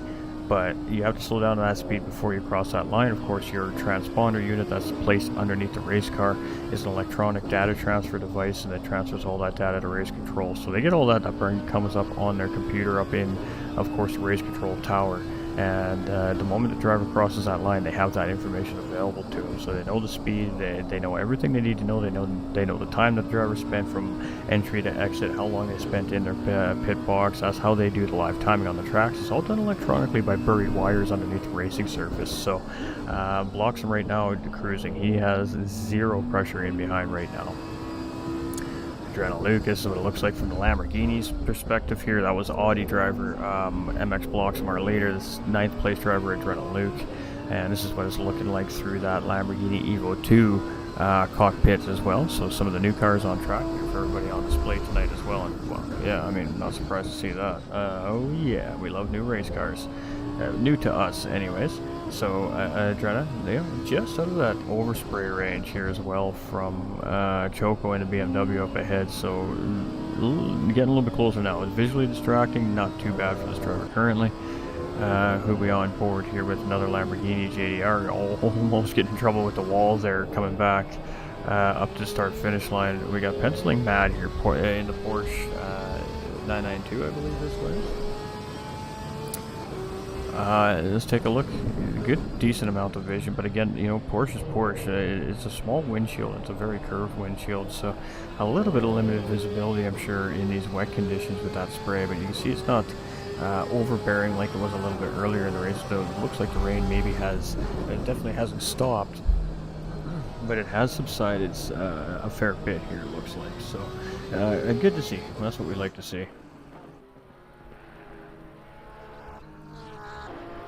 Alright, Arcano Marcio here in 14th. Had damage early on in the race, fought at a very long stint with that damage, did a pretty good job. Currently sitting in 14th. Right now, worst finish for this driver here this season is his 14th finish. If this is where he goes, I believe. I could be incorrect on that, but if my memory serves me correct, this is potentially his worst race finish this season. And again, it's just the rain. The rain is the X factor. The rain it just creates too many unknowns at any time on the racetrack, and you just can't predict. You just can't. It is too hard. All right, 296 Ferrari driver Feluca. So Feluca has an advantage. I mean, already the Ferrari driver in the series, one of the Ferrari drivers in the series, has a little bit of comfort factor with the brand, the car, the design, the setup. It jumps into this new model of car and has quickly adapted, it seems like, as he's sitting currently 4th. He has a couple lap cars in between him and 3rd place driver Critico now, but just outside the podium right now is Feluca. Sensei in 7th position, and this is our 2nd place driver in qualifying. So I had an issue, not exactly sure what that issue was, but ended up falling down the field a fair bit. We've seen a couple of self-induced spins and incidents here, a nice save a little while back from this driver as well, and it has fought its way back up into 7th position. So not too shabby, if I say so myself. OGR Tool Shed coming in with that love on the stream as well. Much love, my dude. Hope you're doing fantastic, brother.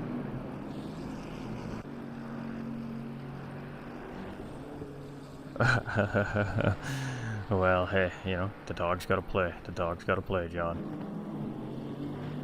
Get that squeaky ball. Get that squeaky ball. Alright, Pixel Chaos closing in there too, as well, as you can see on Adrena and the Lamborghini in front. So trying to get back, not Adrena, sorry. The 911 driver, the Mercedes driver. We all know who I'm talking about, right? Yeah, fantastic. All right, let's move forward.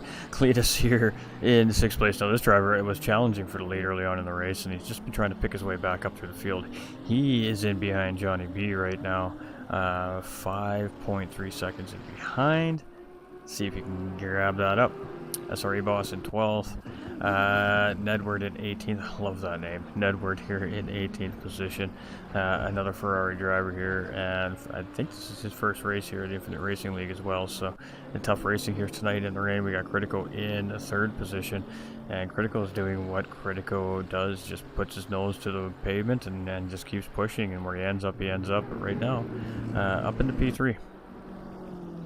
Rapid Duck in second place, and this is really going to change perplexity the standings. If this race were to finish right now, next time they came across the start-finish line, Bloxham would potentially retain the championship lead moving into round 7. Rapid Duck would very quickly potentially move up into a battle for podium, and so would Critical Basilico, who's right there too. He would potentially start putting pressure on maybe even Johnny B for that second place overall position to championships. Now I'm just speculating because I haven't reviewed the championship standings fully myself yet, but I know that these particular sets of drivers are all within striking distance of each other one way or another if one of them has a bad race per se. GLR Seal in 16th position, and just a tough start to the race, but putting in the paces, getting that car around the racetrack, looking for that checkered flag. Racing Hobo in 8th place, and this driver again just chilling. This driver's been probably the most chill driver all race long. He's just, yeah, man, doing the thing. Bringing that BMW corner by corner, lap by lap, second by second. And we've seen good battling from this driver, just not unnecessary battling. Good, smart racing decisions. And this is about a driver who's just more worried about bringing the car home in one piece, I think, at the end of this race today, especially with the extreme conditions, and not necessarily about bringing home the race win. But, you know, slow and steady wins the race is an old saying as well. And a little mistake there, and you can see he's just going to get out of the way. He's not even going to fight for this position. He's just going to give it up to Adrena there. Adrena's going to move up into 8th place, thank you very much. And, you know, just a smart decision making right there. Adrena making a mistake there coming through the chicane, and we got Critical getting around the Mercedes there as well coming through the same chicane. So the drivers are quite mixed up here now as the pit stop sequence. I don't think there's a driver left that was a pit stop except for a race leader at this point. So the drivers are quite mixed up now. Choco in 17th, he is in behind 18th, he is ahead of 14th, so how many laps down? Unsure, but in between a couple of unpositional cars. This is position here. We have Viper in the Mercedes and Pixel in the white Ferrari in behind, a little bit in the distance in behind, and then he's got third place driver Critico up in front, but in front of Critico is a positional battle with Racing Hobo in 9th position. So if the Mercedes can tuck up in behind Critico quick enough here and use Critico to help gain on Racing Hobo, that may help the Mercedes driver battle that driver for 9th overall position on the racetrack. We'll have to see how he plays that out. Johnny B is in 5th place. We're not seeing the right car. We're looking for a gold Audi. There it is. And the cameraman maybe has a little issue with his camera there, as he's had a hard time keeping up with the cars coming through that corner today. But he gets us back on our last season championship winner, Johnny B, and looking to repeat that here this season. But he is up against it today, as the driver chasing him and putting pressure on him for that championship is leading this race currently. And speaking of the TV crew, hey, you know what? Props to the TV crew, everybody. You know, I'm thinking about the next driver I want to see, and they are putting us on there. We are in tune. The TV crew and the booth, we are rocking right now, so I'm loving things here. But it is our race leader, and he's been in control all race long. He had Cletus, like I said, tucked up underneath his wing for the first 15 to 18 minutes of the race. He really didn't panic.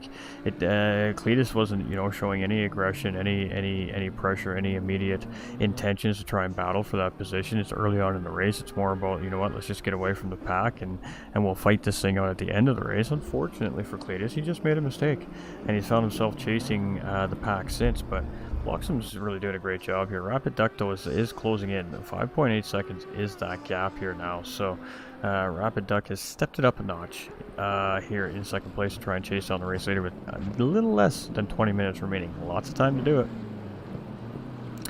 Adrena in 8th place has Critical Basilico just up in behind. So again, you can see the drivers are quite mixed up here on pit stops, different strategies, damage, repairs, just different things happening. And the 3rd place driver in behind the 8th place driver here now on the racetrack as well. So JDR here in 13th. He's between the 5th and 6th place driver.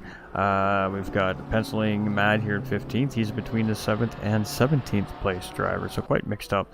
Marcio in 14th. He's between 17th and 18th place driver. The next positional car is 21 seconds away from this driver here today currently, and that doesn't mean nothing with the rain. That is one spin, and that time is potentially made up.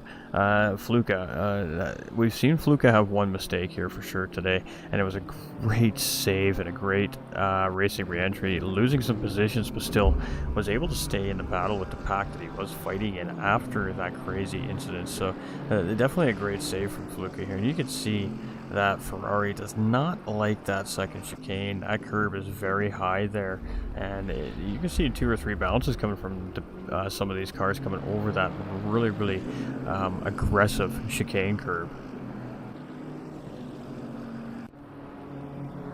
Sensei in 7th place. It's all blue flag traffic in front of him right now, so no need to put immediate pressure here.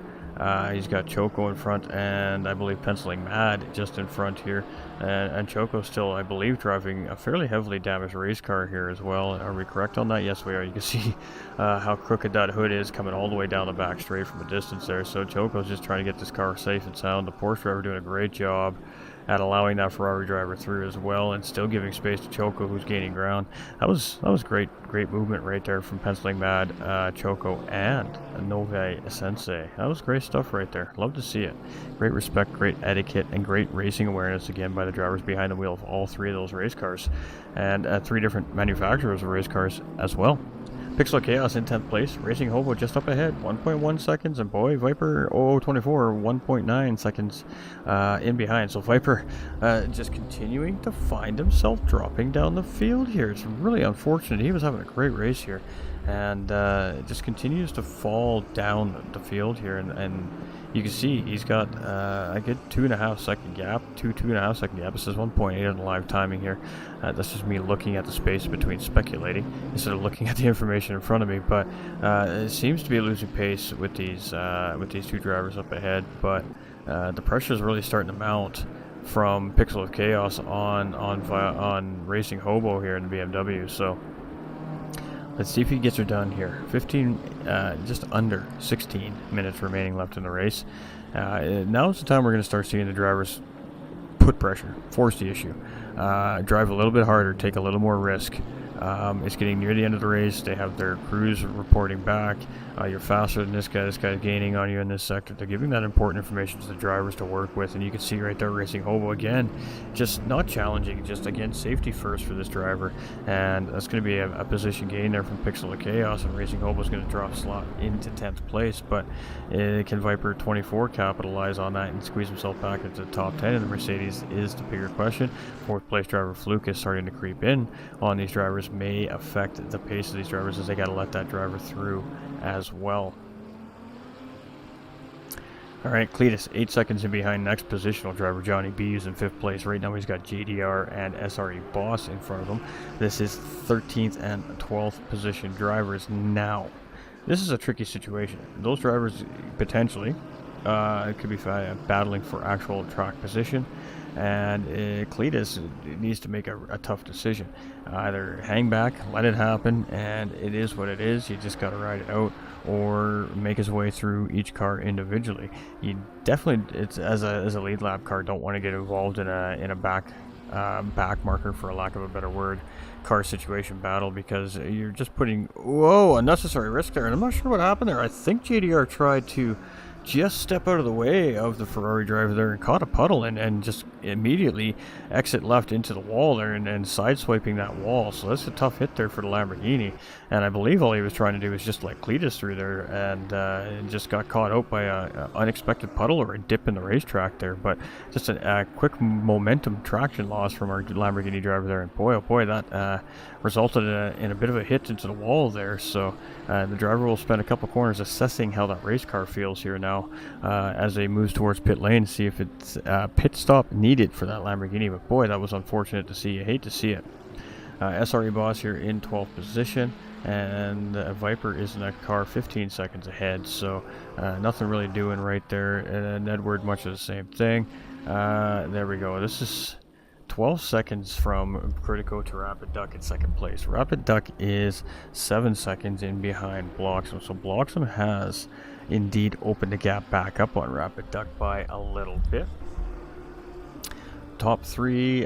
Fluke is 15 seconds in behind Critical at this point, so I'm not going to say that this is what we should expect to see for the finish, because anything can happen, but looking good for those drivers right now in the top 5-6 positions here on the racetrack. Rapid Duck 6.6 seconds currently right now on track behind our race leader Bloxham.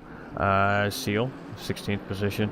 Oof, a little bit of slipping and sliding coming from some of these guys as they're coming through. Some of these guys might be on full race old tires. They're almost 60-minute old tires at this point. They could be getting a little bit slippery. They might be losing that grabability in these wet surfaces now. They may need to start adjusting their lines through corners. Maybe the tires are starting to overheat a little bit because they're losing that rubber tread on them. Lots of things definitely happening here for those drivers that may have opted to take fresh tires. They're definitely going to be in better shape around the racetrack. It's just whether or not that was the right call, and can they make the time up in the remaining 12 minutes of the race. So we got Johnny B. Oh boy, and oh, we got traffic coming. There we go. Cletus is going to grab a spot there. Cletus is going to jump up into 5th place. Oh boy, and that was not what Johnny B needed. Heavy damage on the front end of this Audi, and just a mistake, a spin. Yeah, he got that car turned around, refired and back in the race, but that cost him a position, and that just puts him another position in between him and the race leader, leading it into the points championship standings. So not what Johnny B wanted to see there. I'm sure he's going to be very upset with himself about that, and you know, he'll learn from it and move on and refocus up for round 7. But the race ain't over yet. There is still 11.5 minutes remaining, so he may not be the only driver getting tired, getting exhausted, losing focus a little bit. You know, these are tough racing conditions for every driver on track here tonight. Got Method coming in with that thumbs up. Hope you're doing fantastic. Always coming in and showing love. We appreciate you. OG here at GT45 Gaming. Penciling Mad here in 16th. So losing a couple spots here throughout the race. Arcano is up into 13th, so he's gained another position here. And it's SRE Boss is the next driver. 21 seconds up the road. Going to be a tough ass there with only 11 minutes remaining in the race. Fluka is 16 seconds behind Critical Basilico in 3rd place. So again, big tough ask, but anything can happen. It's not over until the checkered flag waves. Sensei in 7th position. Again, qualified well, had something happen, just fell through the field, and he's had a good, solid, consistent race since. He is moving up on the 13th place driver, Marcio, but Johnny B in 6th place, 27 seconds up the road ahead of him there. Tough ask, again, just a tough ask to make that time up with such a short amount of time left remaining in the race. Pixel Chaos is in 9th position, and Adrenal Luke is only 6 seconds up the road. This, potentially, could turn into a battle. Cletus is in 5th place. We've seen him just come around and get ahead of Johnny B after he was correcting the self-induced incident on the racetrack, getting that car back on and ready to continue on through his race here. Cletus came back around and picked up that freebie, so that was a free one, so he didn't have to fight for that one. That saves him time, that allows him to continue his charge. But we do know that Johnny B is a quick driver, and if he doesn't have too much heavy damage on that race car, he may be able to battle back and try to get that position back. So Cletus is trying to get away. A little bit of a slide. Ooh, you can see that Ferrari struggling a little bit here. That's 2 slides and 3 corners from Cletus there, and maybe the car just not 100% underneath anymore. And that may be the case for quite a few of the drivers as we lead into the end part of our race here.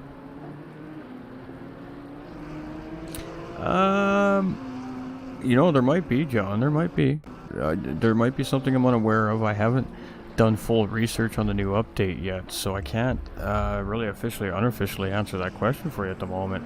I don't even know if spectator mode has changed. I'm just rolling it with the way I normally run it because that's what I know worked before. We may have options, we may have things that are available to me that I'm unaware of, so I just need to do my part there and sort that out. Oh boy, we've got a Beamer and a Mercedes there, and boy oh boy, that is not looking good. Viper into the wall there, and I'm not sure who the BMW was. It may very well have been Racing Hobo, and that's unfortunate as again, just the one guy just being patient, giving everybody their space, letting them have positions, and let's hope that wasn't the other car involved in that incident we've seen there. but that was definitely an intensive wreck. Oh, and it might have been Racing Hobo. Oh, that's, you hate to see it. You hate to see it. And the Viper here as well. So both cars getting service work done here with 8 minutes remaining in the race. Devastating for those drivers' races. So they're going to be sitting at about a 3 to 3.5 minute pit stop here, which is going to cost them a couple laps. And oh, you hate to see it, but racing, that's racing. Blocks them here in the lead, 8.7 seconds. So starting to open the gap back up on Rapid Duck. Rapid Duck really looked like he had an answer there. He was really starting to close in, but MX Bloxham is just taking it to the next level again himself as the leader of this race and ensuring that that gap stays nice and cozy. Adrena is in 8th place. Pixel KS 5.7 seconds in behind. Next positional battle for this driver, not even sure where they are on the track in comparison. So, I mean, just got to bring this thing home. 7 more minutes around the racetrack here. Nice, clean, tidy. Don't miss the mark. Don't make the mistake. Don't hit the big fat puddle. And take home and salvage great positional points. Do experiment off-stream facts. You know it, John. You know it. We don't like to take those kinds of risks. We always take a lot of pride in the broadcast ability. So without doing the testing, I don't like to make the change. I 100% agree. We got Marcio here in 11th position. Fluka is in 4th. Fluka's been doing so good this season. Really coming, when we compare to last season, he had good pace last season, but the consistency was a little hit and miss. This season, the consistency is most certainly there. So in a short amount of time, this driver's really locked into the Ferrari cars, and it's starting to show in results and in racing on track here throughout the season this season. And Novu Sensei, I love that name too, actually. Quick driver, clearly, in qualifying, 2nd place, qualifying just in behind MX Blocks and lined up right beside our pole sitter in our current race leader. And again, just made a mistake somewhere at some point that we missed and ended up falling through the field. Then we seen another mistake a little bit later on that caused some damage, and he's been doing his thing since. But man, holding a really solid 7th place here. So, you know, that's experience of a driver behind the wheel when they've got a pretty damaged up race car and they can still handle a good, consistent pace, not lose any more position from it. So a good salvage race if that's the case there from Novu Sensei for sure. Pixel Chaos, been a hit and miss race for this driver as well in this Ferrari. Just again, a couple overstep moments on throttle, and we've seen this driver have a couple of incidents. I mean, the pit crews have been replacing some carbon fiber on these race cars without a question of a doubt today. They're going to have to do some part restocking after this race, and much like last season, the mechanics were definitely busy in between the racing rounds. Thankfully, it's a 2-week break there. At that point last season, this season, these guys got 6 days to have these cars fully functioning back together, 100% or as close to, and back on the racetrack ready for next week's round at Zandvoort. So, and that's an even more difficult racetrack than Zolder is. SR Boss in 10th place, sitting in the top 10 here all of a sudden. So taking advantage of that mistake made by the BMW driver of Racing Hobo and Viper of the Mercedes, creating a couple of freebies out of the deal, so finding himself in the top 10. It always feels good to finish in the top 10. It really does, no matter what your pace as a driver is. If you don't get what you're looking for, top 10 finish seems to soothe the wound in a sense a little bit and help it heal a little quicker, because, I mean, good points in top 10. Keeps you in it, keeps you in the fight, it keeps you in the conversation. So not obviously what every racer wants entering the racetrack, but it is one of those positions that's satisfactory. It'll do, you know.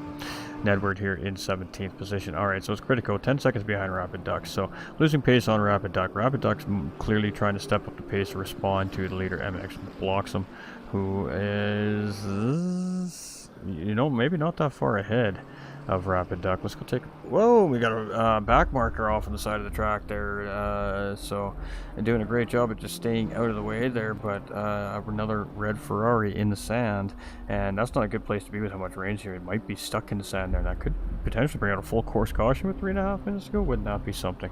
7.3 seconds is the lead between him and Bloxham, so he is closing in on Bloxham, but not quite as quickly as I maybe thought he might have been there. Seal in 12th place, Hobo here in 16th, and again, after getting that car fixed, the team's gotten him back on track. He's not getting last place points because 20 cars started here, so he is in 16th. It's not all lost. What do we got? Viper here in 15th position. We've got Johnny B in 6th place. So Johnny B was in 5th, had a spin, lost 5th place to the driver just up in front of him here with Cletus. So ultimately, I think these are the two closest drivers on the racetrack right now are Johnny B and Cletus here. Bloxham here, where is he in the lead? And just cozy, no scratches, no damage to that car. Looks like he's had a pretty neat and tidy race. He's given up some time gaps here, so a couple seconds here and there, so maybe some wiggles or some moments on the racetrack, but overall it seems like it's been a pretty clean, tidy race for our race leader. And fastest lap on the track right now is what, 135.9. In the wet conditions here. I'm not sure how that relates to time. Those of us that are more familiar with the track and GT 3 times around the racetrack might have a better idea what that relates to, but I'm assuming, knowing the driver, that's a pretty quick time. Adrena in 8th place. Pixel Chaos is only 4.3 seconds behind, so a small mistake, and that changes things here with 2 minutes remaining. So, and just as these two come across the start-finish line, it's going to be 2 to go. So I think as Bloxham has come around here, it should be 2 to go. I could be wrong on that, but that's just a rough calculation in my head real quick. JDR is in 14th position.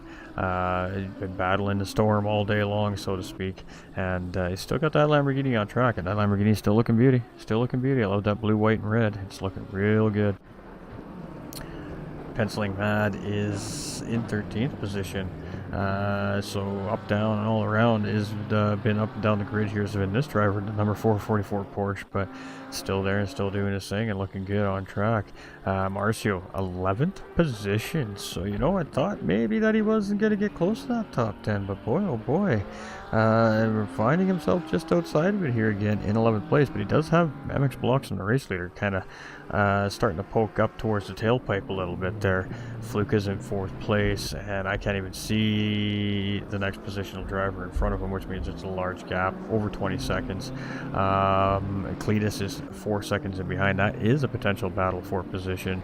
So Fluke has gotten ahead of Cletus, or been ahead of Cletus here. It looks like Cletus has been nipping away here, but the Viper is in between these drivers, and Cletus still needs to worry about Johnny B in behind there too as well. So Bloxham coming across, and we've seen Race Control just call out the final lap call there as well. Ooh, there we go. So we're wondering how this was going to work out with of course the Mercedes here being a lap down and these drivers closing in. There's another positional car not that far up ahead. This is turning into be a little bit of spicy racing here, so we're going to stick with our 4th, 5th, and 6th place drivers. I suspect that this is going to be a final lap showdown between all these guys as they come around the start-finish line. Now, the leader's already crossed that point. He's already on his final lap of the race. These guys are just coming to that point now, so a good 35-40 second gap difference between our leader and, well, just off the podium pack, essentially. So just minimize mistakes, and it relates to time on the racetrack here tonight. That's really all it's been. So here we go. We're rocking and rolling. Ooh, a little bit wide goes Cletus, and we're just going to take it here because I have a little more control over what we're going to see here over the next little bit. So and you can see Johnny B's, he's putting the pressure in here. Fluke is just up ahead as they come through the chicane. Johnny B looked for a great exit there. Looked like he came out with a nice line, but that Ferrari up ahead definitely has the answer for the Audi. So where's Bloxham? I think he's just came through and took that checkered flag. Rapid Duck will be next, finishing here in 2nd place. Great finish for Rapid Duck. Critical is going to take a P3 here as he comes around the final corner for the final time tonight. And 3rd place finish for Critical as well. Fluka, close but no cigar here tonight, but a great drive nonetheless in his new Ferrari 296 model. And he is going to take a P4 here today as he survives the last couple of corners as well. So that was some great racing right here from all our drivers. And they're just coming up right now. You can see that battle just up in behind there with Cletus and Johnny B. So we're going to stick with Fluka here as he is coming around, and it doesn't look like we're going to see a position change in behind here either. Alright, so it's Cletus. Cletus is going to stay in 5th place. Fluka takes that flag there in 4th, and it is going to be Johnny B finishing here in 6th place today. Novu Sensei is going to come around. It should be a 7th place finish for this driver here. And we just got just a couple drivers not quite across yet. So Adrena Luke has officially finished in 8th position. Pixel of Chaos has officially finished in 9th position. SRE Boss just coming across, finishing get around at the top 10 there. Marcio finishing in 11th, Seal in 12th, Penciling Mad 13th, JDR in 14th, Racing Hobo in 15th, Viper in 16th, Nedward in 17th. And 3 drivers now in behind pit wall. So the last one to take a checkered flag on the day is going to be Novu Sensei.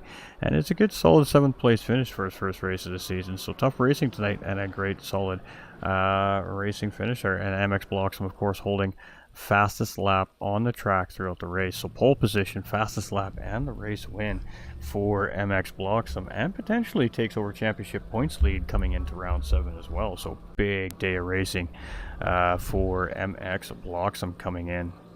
Howdy buddy, how goes? Hey, the racing was fantastic. Again, another spicy rain race here tonight from our drivers. So again, Bloxham in first, Rapid Duck in second, and Critico in third. We've got Fluka in fourth, Cletus in fifth, Johnny B in sixth, Novu in seventh, Adrena in eighth, Pixel of Chaos in ninth, Boss in 10th, Arcano in 11th, GLR in 12th, Penciling Mad in 13th, JDR in 14th, Racing Hobo in 15th, Viper in 16th, Nedward in 17th, Choco retiring early in 18th position, H. Josh retiring near early on in the race in 19th, and Scary Guy looks like it didn't start the race here today. So a DNS for that driver as he wasn't able to get that car out of pit lane in time for the race start. And you know, that's racing, that's just the way it goes sometimes. So GG's to the drivers. We're going to flip back and we'll give the drivers a little bit of a chance to filter their way to the commentators booth for some interviews if they choose to do so. It's not mandatory, it is optional.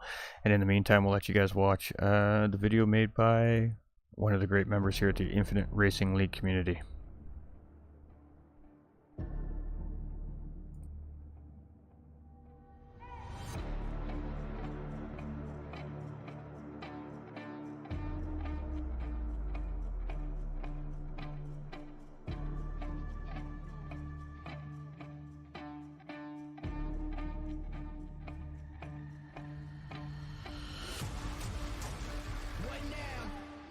Chase to the sundown.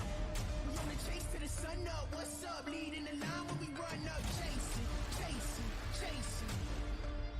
Every day we chasing, chasing, chasing.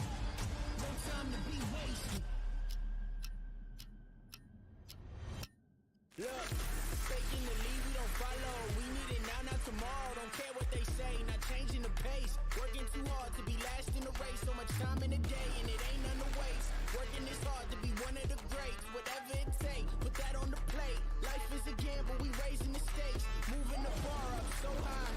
Been on our grind, for life. Bringing the light, you just so bright. We shining, platinum sound cool, but we trying to reach diamond. Hard work pays off, that's perfect timing. Changing the world with this rhyming, it's priceless. We got the nicest by putting the time in. Can't be the greatest, you're not even trying. What now? We on the chase to the sundown. We on the chase to the sun up. What's up? Leading the line when we run up. Chasing, chasing, chasing. Every day we chasing, chasing, chasing. No time to be wasted. What now? We on the chase to the sun up. What's up? Leading the line when we run up. What now? We on the chase to the sun up. What's up? Leading the line when we run up. Man, I lost track of time. I apologize, Mama. Go ahead and eat without me. I'm still on the grind. I ain't touching home base by dinner time. All I can see is the finish line. Started, I gotta finish mine. It's get it time, anytime, hella long. I've been in line, I didn't mind it all. Wake and bake, won't take a break at all. That's on my word, my boss. Naming lights, gon' have to pay me twice or pay me no mind, and I don't mind it all. My grind is green, I am my job to inspire. I'm right behind Gote, line has been fired by a chain for 8 time. I ain't get hired, second week kicked in, I probably won't get tired. Kevin Gates or Kevin Bacon, only 6 degrees of separation between me and the next level of elevation. Perseverance, the art of dedication. What now? We on the chase to the sundown. We on the chase to the sun up. What's up? Leading the line when we run up. Chasing, chasing, chasing. Every day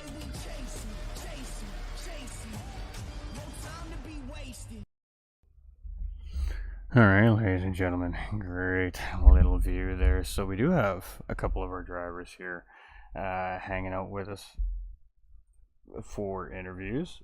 And yeah, hello, gentlemen. How's it going?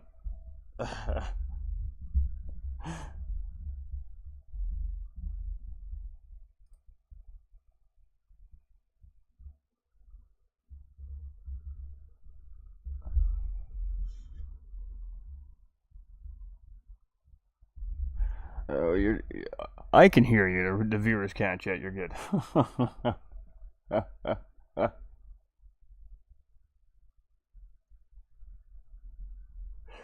right, yeah, definitely save that for after here. We'll get through this real quick here.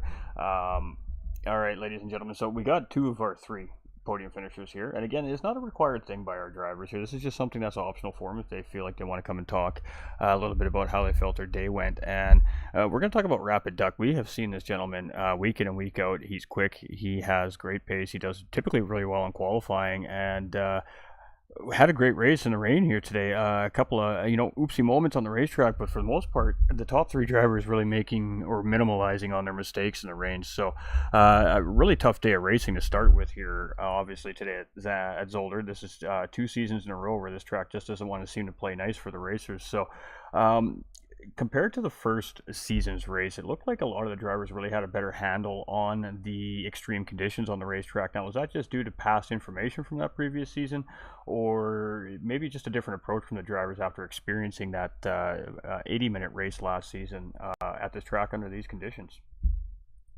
I mean, honestly, the more you drive in wet, especially on a track like Zolder, the more experience you get, the more comfortable you get. But I'll be honest with you, I didn't feel comfortable almost at any time. It was constant battle to keep the car on the track and just avoid any trouble and bring it home safely. Don't get any unnecessary damage. Don't get involved into unnecessary fights. But overall, just full focus for a full 70 minutes and avoid making any stupid mistakes. I mean, it was not easy, but pace honestly today was not there. I was 0.8. I was slower than all the drivers in from P1 to P7. I was the slowest driver. I just kept it clean. I kept it from any trouble and then managed to bring it home in a pretty good fashion. Some drivers behind me changed tires. I took the gamble, didn't change tires. Went 70 minutes on the same set of tires and it paid out pretty well.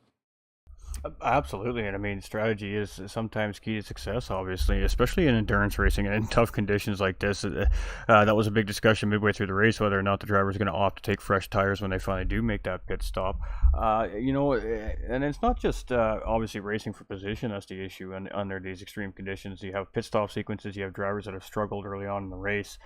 They've had to make extra pit stops, repair things, whatever the case may be. Now you've got to also navigate slower traffic. So, I mean, in these conditions, I mean, how was that tonight out there? It looked like they were handling it pretty well, but it's always a little bit of a scary moment when you're a lead lap car coming up to a slower car, obviously in these conditions. So how do you manage that? I mean, definitely today. I mean, very narrow track overall, very hard to pass, and you add on top of that, you add water and the rain and difficult conditions. You just have to stay patient. Don't make any stupid lunges. Just wait for the back marker to let you go. Even if you lose 1 second, it's still better than risking any damage, any contact. Just stay patient. If the car ahead of you doesn't want to let you go, just try to flash him, but still stay patient. Wait for the car ahead of you. Luckily, I didn't have any bad experiences today. All the back markers were very polite.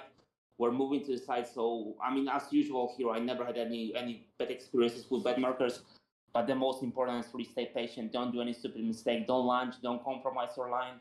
Just stay close, and 99% of the cases, the driver ahead will just let you go. Absolutely, and lots of respect shown on the racetrack today. But like I said, compared to last season, it seemed like it was a lot more of a controlled race for the majority of the drivers. And again, a lot of the drivers returning from last season experienced that race last season, and we're in this season. A little bit chaotic at the beginning of the race, but thankfully for the front runners, you guys, were ahead of that battle and didn't have to get collected up in there. But definitely good racing from the top 4, 5, 6. I mean, there was a point where you guys were second through sixth place, nose to tail.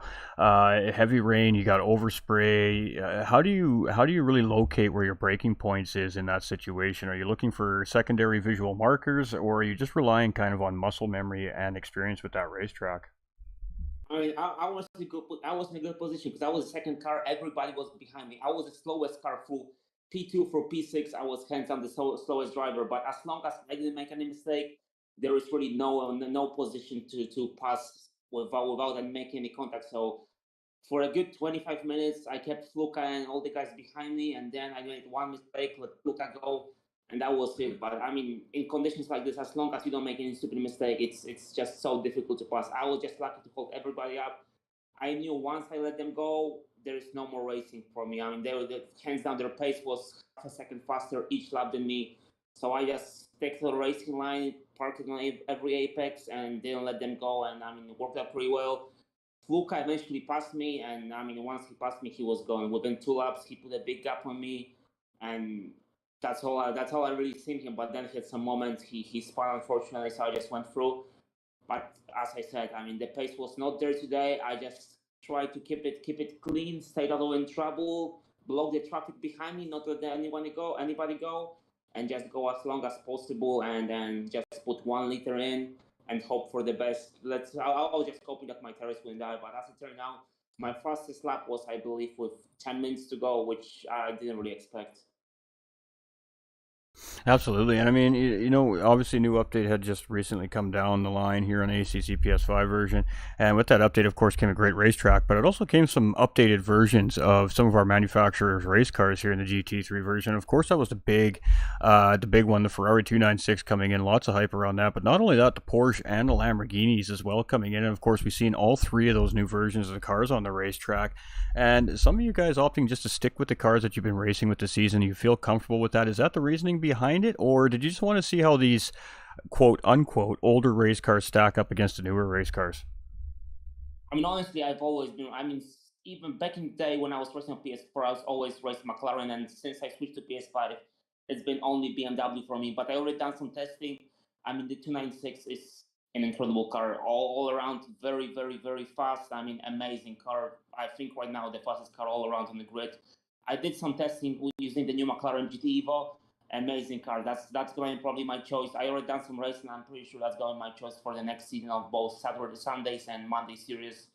But all around, I think all the new cars. I mean, Lamborghini, very fast car as well. Porsche, very difficult to handle. But once you get a grip of it, as well, I mean, amazing car. I think Kunos did a great job with this update. Those new cars, they look great, they drive great, and overall, the new physics, the new tire physics. I mean, the force feedback is completely different. Just so much more enjoyable to drive those cars right now. Fantastic, and I mean that's what we love to hear. And I mean they're doing a great job at really enticing the platform and growing the platform. I think they're moving in a great direction. And I think that we're going to continue to see really great door-by-door racing action as of course the sim and the platform continue. But I mean, great racing from you today. And I guess anything you want to add to your race today, and anybody you want to thank or shout out before we move on to our race winner here? I mean, and the only thing I got to say, congrats to MX. I mean, his pace today was, you couldn't match it. Half a second ahead of everybody in quali. Then in the race, he puts on me, I believe, 15 seconds. And after a pit stop, he was just cruising, keeping 8-9 seconds of gap. But I mean, there was nothing anybody could do against him. So huge shout out to MX. Great race. Absolutely, and that it was, and congratulations for you as well, coming in with in tough conditions and coming out with a really good strong result here for yourself as well to come into the final 2 rounds of the season. So definitely can't wait to see what you have at Zandvoort next week. Yes, sir. Thank you. I appreciate it. Appreciate it. Thank you very much. All right, ladies and gentlemen, Bloxham. We're no stranger to this gentleman. We've talked to him a few times this year. He seems to be a magnet around the podiums here right now. But I got to say, the competition seems to be getting stronger and stronger as these races continue to progress each round through each season. But MX Bloxham coming in with the Audi. I mean, he's very comfortable with the car. We know he's comfortable with the car. He's a great driver in the car in very tough conditions. Boy, did you have I mean, with the exception of a couple little mistakes, I would imagine, basically a perfect race in the rain here for 70 minutes around Zolder this week. I mean, great racing from you. How was it out there? I mean, you got great qualifying, you got off early, you got a great gap. What's your strategy for the next 68 minutes of the race at that point? Win now. Win now. Got to. I ended up down by 8 points to Johnny after the race at Spa, so I had to win now. It's go time. Oh boy, and did we call that, Chad? I mean, it's competition time. We're getting near the end of the season, and like I said, Bloxham is the guy chasing our defending championship points leader right now, Johnny B. But you know, you just you locked in tonight. I mean, the crew obviously got that car absolutely hooked up for you tonight, and you were definitely up to the challenge of the extreme weather conditions. And I mean, anytime we were watching, you just looked flawless out there. I mean, with the exception of a couple of wiggles, I would imagine it was really a great race for you. But I mean, you know, you got that comfortable lead, and are you aware of where Johnny B is? I guess as you're coming around the grid, you know, is your racing team relaying that information? Do you know how many spots are in between you or him? Or are you just in that, you know what, I'm just not looking back mentality? Catch me if you can. You know, I could see like second and third and who was in those places. I had no idea where Johnny was for the first 30, 35 minutes. I noticed he was back there in, fourth, fifth, something like that. And, to me, it's just, I can't worry about where he's at. I can't worry about what he's doing. I've got to run my own race and go win. You know, you win out, you win the title. So that's just kind of the mind state I'm in right now. It's just win. It doesn't matter where they're at. He could have been second. He could have been 15th. No offense to Johnny at all, but I wasn't worried where he was at. Absolutely. I mean, you know, it's tough. It's tough being a driver in such a heated championship battle. You know, the series, that the season is nearing an end. You know what the math is. I mean, obviously the teams have broke that down. The drivers have broke that down. You know what you need to do now. You know, it's some of the drivers may be thinking about that. And maybe that's playing into what's happening in their races a little bit too, because they're not 100 and 1,000% focused in a race like this. But I mean, you just were moving and grooving. You were patient. It seemed like the lap traffic was extremely cooperative. It seemed like the guys that were on pace, they were kind of really fighting some of the mid-lap traffic, but when you guys came up, the leaders came up, they were just immediately like, whoop, hey, gold car, I'm just going to snibby on over here and let this man through. So, I mean, uneventful race for you for the most part, I think. Pit strategy, did you opt to take tires in this, or did you also just run a full double stint on your tires here as well today? I just went ahead and ran a double stint. I started a little heavy on fuel and went a little long, which, I guess let me lead every lap of the race, which was another just bonus. Really, I was just trying to mind the gap. And I seen at the end that, they're close 20 minutes, 15 minutes ago, whatever it was, that I didn't have the fastest lap. So I went ahead and threw in a couple of heaters, and I guess I ended up getting that too. Absolutely. I mean, Critical Basilico was he was holding that title there for quite a while throughout the race with a low 36 there, and then near the end of the race, we noticed you had scooped that up away. So I mean, pole position, race lead for the whole race, like you said, race win and fastest lap here. So really a big gain for you here tonight. So I do believe that's going to be enough to put you up ahead of Johnny B. Obviously, with him finishing back in 6th place here tonight. So well, what can we say, Chad? Is watch out for Johnny B, because Johnny B is going to be thinking the same thing that Bloxham is right now. And if I don't win the next 2 races, I might have just let that championship slip away. So expect the 2 Audi drivers to be pushing each other, I think, over the next couple rounds. We head to Zandvoort next round for round 7. How you feeling about the track? It's a little bit of a difficult racetrack, so feeling confident there? The car feels good around there? Do you have information about the track? Not yet. Just from past experiences on the track, I do love the track. It's really fun. It's very tight. It's extremely hard to get around lap traffic and stuff around there. I'm just gonna give it everything I have. I mean, that's all I can do. That's the same I did tonight, same I did last week and the week before. Just give it everything I got, and let's see where the cards fall. Absolutely. I mean, that's just spoken like a true competitor right there for everybody viewing at home. I mean, great race for me. I mean, it was uneventful for you. You just led the charge, you controlled the pace, and at the end of the day, made less mistakes than everybody else on the racetrack, and absolutely just showed these guys that you are a man to be watching out for that championship this season. That's for sure. So, I mean, I guess on that note, anything you want to add to that, and any thank yous or shout outs you want to toss out there? Guess I got to give a big hell yeah, baby. And big thank you to the Audi crew.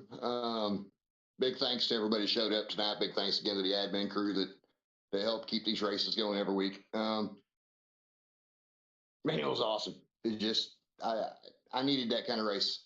It's been a little bit. I needed one like that. Just a little bit of a confidence builder here for the last of the season. Absolutely. Well, a good solid race win and probably the toughest conditions you're going to see all season long. Should definitely help with building the confidence up a little bit. And I bet you that team is definitely waiting to celebrate with you as well. They're backing behind pit wall. So great job by yourself and the team. And again, to everybody on the racetrack that makes this happen. We can't do it without the volunteers behind the scenes. So, thank you for a great racing event here at Zolder again. Never disappoints at Infinite Racing League, and great racing from you as well tonight there, Blocks, and we appreciate it. Thank you, sir. I look forward to talking to you next week. Hey, that's what we like to hear. That is confidence right there, ladies and gentlemen. But I do suspect that Johnny B might have something to try and say about that as well. So we'll have to see if we can talk to Johnny B next week at Zandervert as well. We appreciate you guys. Thank you for taking the time to come talk with us. And, we'll see you in 7 days' time in a whole new situation. All right, folks. Ooh, wrong button. Buttons, always pushing buttons. All right, I think we got it all sorted. We do. Fantastic. Race recap. I mean, I think race control has a little bit to deal with here today. I think race start is going to be reviewed very heavily. I think that there's going to be some racing teams that might probably be putting a little bit of extra pressure on the review of the race start. At the race start, for the most part, was clean as far as coming across the start-finish line, and it was just a very unintentional, unincidental contact going into turn one that just spiraled into a multiple car collision. So that's most certainly going to be reviewed post-race by race control. I'm not going to speculate on anything further than that because that's not my job as a broadcaster. I tell it as I sees it, and that's what we saw. A little bit of absolute incidental contact, very light touch, and a whole lot of cars paid the price for it. But the race official let it go, and that'll be up to race control to review post-race. That is their job after all. That's why they're there. So we do appreciate everybody stopping by. I mean, all love. Again, if you haven't liked or shared the stream out yet, if you wouldn't mind doing so, it's something that's absolutely free to do. It takes no time at all. It's just a push of a button, a couple extra buttons for a share. And it just helps us grow as a league, as a streamer, as an organization, and a group, and the sim racing community. So we do appreciate that. If you loved what you've seen here tonight at Zolder, there's lots more where that comes from the Infinite Racing League. Smash that follow or that subscription button, depending what platform it is you watch. Turn on those live notifications, and every time IRL goes live with a race like this or anything else on any other track on this platform, you get notified and you can watch it live, whether it be from your living room, your kitchen, your bedroom, your office space, or nowadays with technology in cars, the kiddies can be watching it while you're driving down the road. But we do appreciate everybody, and I mean the fans are the driving force behind sim racing community, the drivers, and of course myself, the broadcaster. So another great night of racing action here. 70-minute endurance in the rain here at Zolder, and 20 drivers started our grid here today. One didn't quite make it out to the start finish line with mechanical issues, two having incidental issues on the racetrack, calling it an end to their day, and 17 drivers finishing up on the grid here tonight. So great turnouts as always here at the Infinite Racing League. We appreciate all the support. Welcome fans. Madeline Crow coming in with the light there as well. We appreciate everybody coming in. Just going to take a look over at the YouTube here real quick. Get a little catch up going. I think we're caught up. I think. And we are. Fantastic. We were on it today. We appreciate everybody. We miss you all. We've been working hard behind the scenes here at GT45 Gaming. That's why we haven't been live that often in the last couple of weeks. We have been bringing some big things over to the GT45 Discord server. We've just dropped another series here on GT7 platform as well. So we've just been working hard behind the scenes to make sure we've got everything absolutely as perfect as we can get it for the racers and the community and behind the scenes there. We're almost to that point now, so the content should resume as normal here again moving forward. Sometimes we just don't have enough time in the day, and we got to sacrifice things to make things other things work out, and in this case it was unfortunately the live content. But two really great sets of races here today, one from WSR Porsche Cup and of course from Infinite Racing League here. This is the Assetto Corsa Competition platform on PlayStation 5, and it is partnered with Coach Dave Academy. They do professional tunes for ACC, PC, and console gaming, of course, for a little bit of a price for their efforts, but professional tuning done by Coach Dave Academy. We appreciate y'all. You can find Infinite Racing League on SimGrid. If you have a SimGrid account, just go find Infinite Racing League within their registered drivers list. Throw them a follow. You guys know what to do from there. We appreciate y'all. Great racing, great action, a little bit of chaos, a little bit of everything when it comes with the rain. We love it, and we appreciate everybody hanging out so late here in the evening, especially here in North America. Hope you have a great start to your work week, and we'll see everybody Tuesday night for something a little fun here at GT45 Gaming. Remember, you all matter. Don't be scared to reach out. Somebody is there to willing to listen and help ease whatever it is that you're dealing with, and we love you very much, and stay winning, everybody. Until the next time, ciao.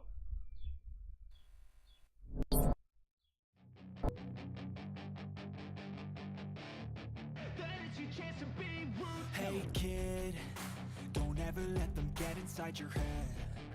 They'll tell you what to do in life instead of everything you know that you could get. Don't let them guide your life towards regret. I'll fight for what I love with every breath. My past is filled with things I won't forget. I use them all to push me to my best. So treat the worst of times just like a test. If only I could go back in time, I'd tell myself that everything will end up alright. Just push yourself, test yourself, figure out what you like, and find your limits, don't be rigid, always work towards a prime. Surround yourself with open minds, people can change your life. A few friends with intent can